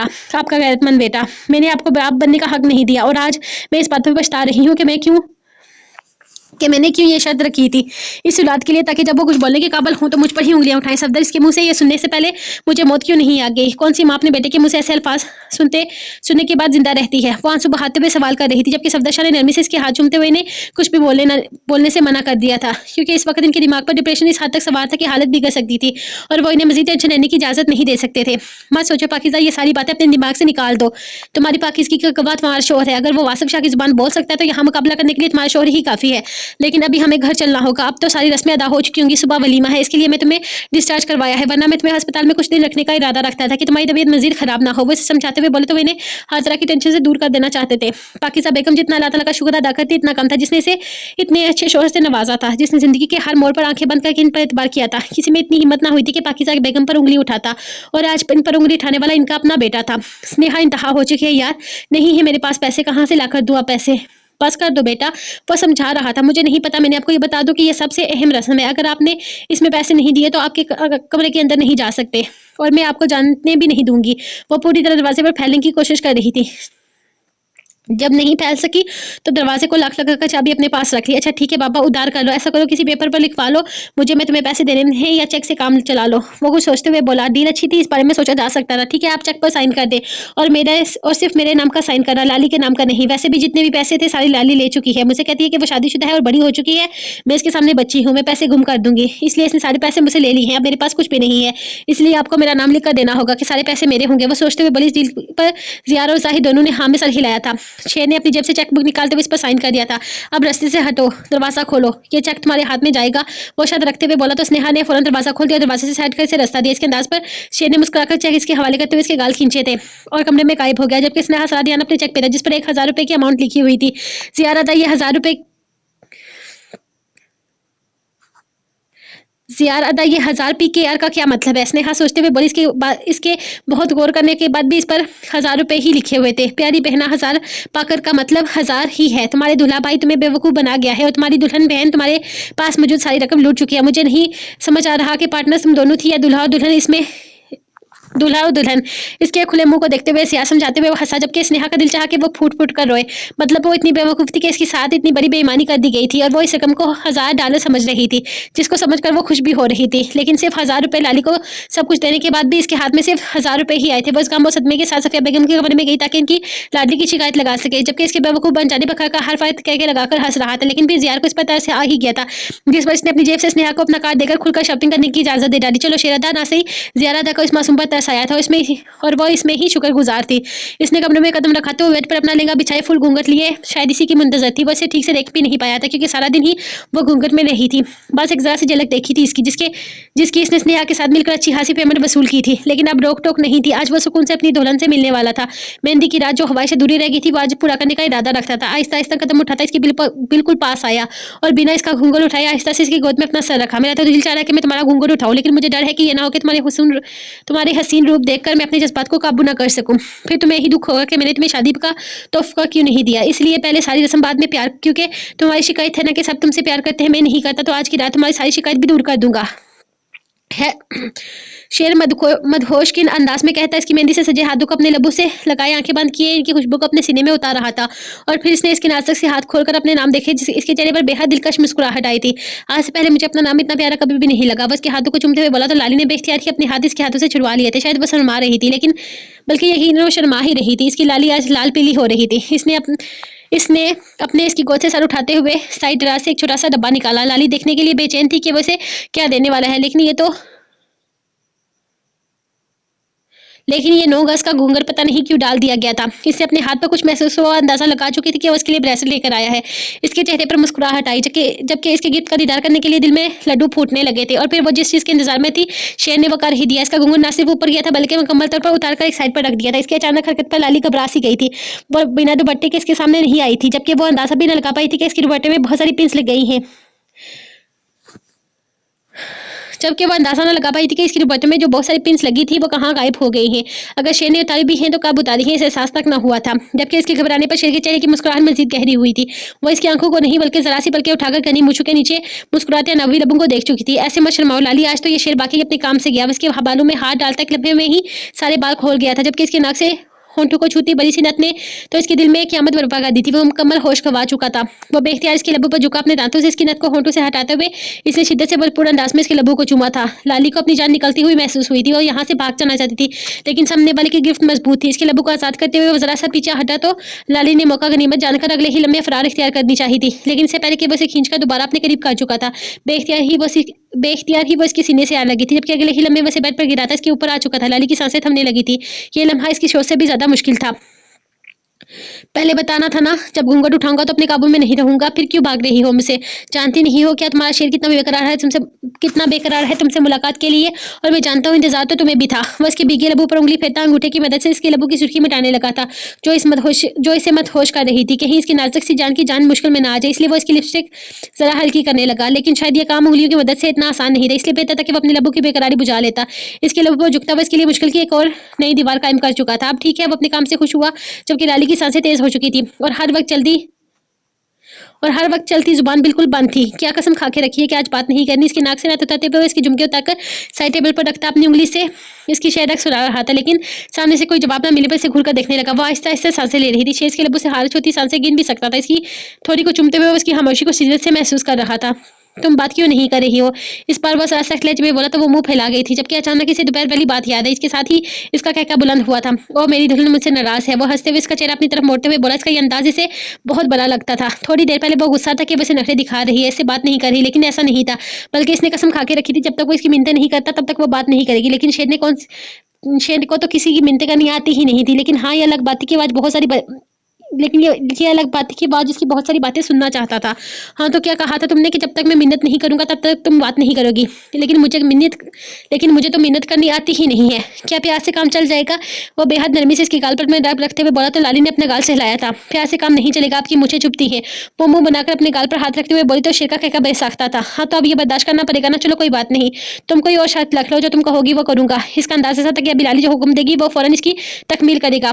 लाली को इसका ये अंदाज़ बड़ा मज़े का लग रहा था कि वो हर वक़्त गुस्से करने वाला मुच्छर कहाँ और ये प्यार से बात करने वाला शेर। अब तो लाली के नखरे बनते थे। वो इसके बिल्कुल करीब बैठा, कभी वो अपने लबों से इसके गालों को छू रहा था, तो कभी इसके चेहरे पर आते बालों को अपनी उँगलियों से पीछे करता, कभी इसके हाथ में मौजूद ब्रेसलेट पर उँगलियाँ फेरकर छेड़छाड़ करता।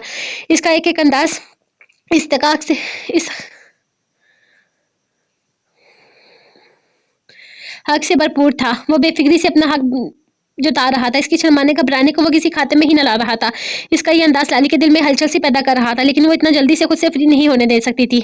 और वो भी तब जब वो इसे खुली इजाज़त दे रहा था किसी भी फ़रमाइश की। वो बेहद नरमी से इसके लबों को उँगली से छूता, इसके होंठों पर झुकने ही वाला था कि अचानक लाली ने अपना हाथ इसका रकीब बनाकर इसके लबों पर रखकर फ़ासला कायम किया। इसकी हरकत शेर को बहुत ज़्यादा बुरी लगी थी। वो इस किस्म की मज़ाक़त हरगिज़ बर्दाश्त नहीं करने वाला था। पहले आप मेरी तारीफ़ करें, वरना सादा इमरान हाशमी बनने की भी ज़रूरत नहीं है। वो बड़े नाज़ से कहती अपना सितारों से जगमगवाता दुपट्टा घूंघट की सूरत में दोबारा अपने ऊपर डाल चुकी थी। अब इतनी भी प्यारी नहीं लग रही कि तारीफ़ें करने लग जाऊँ। शेर शरारत से कहता इसका दुपट्टा एक बार फिर से उछाल चुका था। क्या कहा आपने? मैं प्यारी नहीं लग रही? अम्मी मेरी नज़र उतार-उतार के मेरे सदके दे रही हैं और आप कह रहे हैं कि मैं प्यारी नहीं लग रही। मैं प्यारी नहीं लग रही, आप ज़कूटा जिन लग रहे हैं, मुच्चर कहीं के। खबरदार जो अब मेरे पास आई, जा रही हूँ मैं अम्मी के कमरे में, नहीं रहना मुझे आपके साथ। वो कहते हुए दुपट्टा दोबारा से लेती बाहर जाने लगी थी। जब अगले खिलम में शेरनी से अपने वक़्त अपनी तरफ खींचा था, तुम्हें पता है आज तक मैंने किसी की तारीफ़ नहीं की, क्योंकि मुझे ये काम होता ही नहीं है। बहुत मुश्किल काम है। मुझे नहीं पता महबूब की आँखों को शायर कैसे बयान करता है, कैसे इसके होठों को गुलाब की पंखड़ी कहता है, कैसे इसकी तारीफ़ में ज़मीन आसमान एक कर देता है। मेरी नज़र में ऐसे लोग ज़रा बेवकूफ़ और पागल से होते हैं, जो मीलों दूर चाँद में अपने महबूब को देखते हैं। इतनी दूरी में भला महबूब कैसे नज़र आता है, मुझे तो कभी समझ नहीं आता। मेरे ख़्याल में इतने दूर से रोमांस महसूस करने के बजाय करीब आकर रोमांस करने पर यकीन रखता हूँ। आपका महबूब तो आपके पास होता है, जिसे आप देख सकते हैं, जिसे आप महसूस कर सकते हैं, इसकी आंखों में अपना आप ढूंढ सकते हैं। मुझे समझ में नहीं आता कि महबूब को इन बेजान चीज़ों से कंपेयर करके शायद लोग साबित क्या करना चाहते हैं। इंसान है, इसे इंसान ही रहने दो, बस इसे महसूस करो। मोहब्बत लफ्ज़ों की मोहताज नहीं होती। अपने अमल से साबित करो कि तुम्हारे नज़दीक वो शख्स क्या है। इसके होठों को अपने होठों से छूकर, इसकी आंखों में अपने अक्स देखकर इसे यकीन दिलाओ कि तुम इसकी हिफाजत के लिए हमेशा साथ हो, इसके महरम बनकर। कुछ रिश्ते लफ्ज़ों के मोहताज नहीं होते। कुछ रिश्ते ऐसे होते हैं जिन्हें ताउम्र निभाना, इनकी हिफाजत करना हमारा फ़र्ज़ होता है। महबूब को फूलों पत्तियों से मुशाबत देकर, हर चीज़ में इसकी खूबसूरती को बयान करके हम अल्फाज की खूबसूरती से अपने महबूब को खूबसूरत तो बना सकते हैं, लेकिन खूबसूरती ताउम्र नहीं रहती। इसलिए अपने महबूब को इन सब चीज़ों से खुश करने से बेहतर है कि इसे तहाफ़ुज़ का एहसास दिलाओ। इसे बताओ कि ज़िंदगी के हर मोड़ पर तुम इसके साथ रहोगे, इसके हमसफ़र बनकर। अगर इसकी खूबसूरती डल भी जाए तब भी इसके रिश्ते की खूबसूरती कम नहीं होगी। और मैं तुम्हें यकीन दिलाता हूँ कि मैं ताउम्र तुम्हारी हिफाजत करूँगा, लेकिन ये झूठे वादे मुझसे नहीं होते। तुम मेरे लिए कोई चाँद या फूल नहीं हो, और ना ही मुझसे ये तारीफ़ें होती हैं। तुम मेरे लिए इंसान हो लाली, मेरी ज़िम्मेदारी हो, जिसके साथ मैं सारी उम्र गुज़ारना चाहता हूँ। वो बेहद नरमी से कहता है, इसके होठों पर झुका और शिद्दत से इसके लबों को चूमता अगले ही लम्हे से पूरी तरह से खुद में कैद कर गया था। लेकिन इसकी बनी हुई सूरत देखकर बहुत मुश्किल से अपनी हँसी कंट्रोल करते हुए सीरियस अंदाज में से देखा। यकीनन इस जवाब की उम्मीद नहीं रखती थी। मतलब कि आप मेरी तारीफ़ नहीं करेंगे। वो शर्म और हया को एक तरफ रखकर इसकी हिफाजत का कोई और ही मतलब निकाल चुकी थी। तो 1 घंटे से यही तो बकवास कर रहा हूँ कि मुझे तारीफ़ करना नहीं आती। यार छोड़ो, ये ना तारीफ़ का क्या चार डालना है। हम आगे बढ़ते हैं, जो काम आता है वो करते हैं। वो इसके दोनों हाथ थामता बेड से लगाए इसकी शेरक पर अपने लब रखते हुए बोला था, जबकि इसका मूड ऑफ देखकर कुछ सोचने लगा। अच्छा ठीक है यार, तुर्की जाकर 2-4 लाइनें याद करके तुम्हें सुना दूंगा, बल्कि रट लूंगा। तुम जब कहोगे बोल दिया करूंगा। वो हार मानते हुए उसके दुपट्टे को थामे इजाजत तलब नजरों से देख रहा था। तुर्की वो आंखें फाड़े से देख रही थी। यकीन करना मुश्किल था, लेकिन इसने तुर्की का ही नाम लिया था। इसकी हैरत से आंखें फाड़े तुर्की कहने पर शेर के लोगों पर एक खूबसूरत सी मुस्कुराहट आई थी। हाँ तो अब क्या मैं सिंगापुर दीवारों के साथ हनीमून मनाने जाऊंगा। वो शरारत से कहता इसे अपनी बाहों में कैद कर चुका था, बल्कि इसे मजीद बोलने का मौका दिए बगैर इसके लबों पर अपने लब रख चुका था। अब तुम तुर्की के बारे में सोचो कि हम वहाँ कहाँ घूमने जाएंगे, लेकिन मुझे डिस्टर्ब मत करना। वो पूरी तरह से अपनी बाहों में समेटे हुए बोला, जबकि इसके अंदाज पर वो शर्म और हया से सिमटती इसके सीने में अपना सर छुपाने लगी थी, जब अचानक शेर ने इसे दूर किया था। सिर्फ तुर्की के बारे में सोचना, वहाँ के लड़कियों के बारे में नहीं। वो सख्ती से बोली तो लाली खिलाकर हंसी थी, जबकि वो लाइट बुझाता इसे अपने करीब करता सारे फासले से मिटा गया था। लाली खामोशी से इस कलाम से महसूस करती हुई उसको इसके हवाले कर चुकी थी।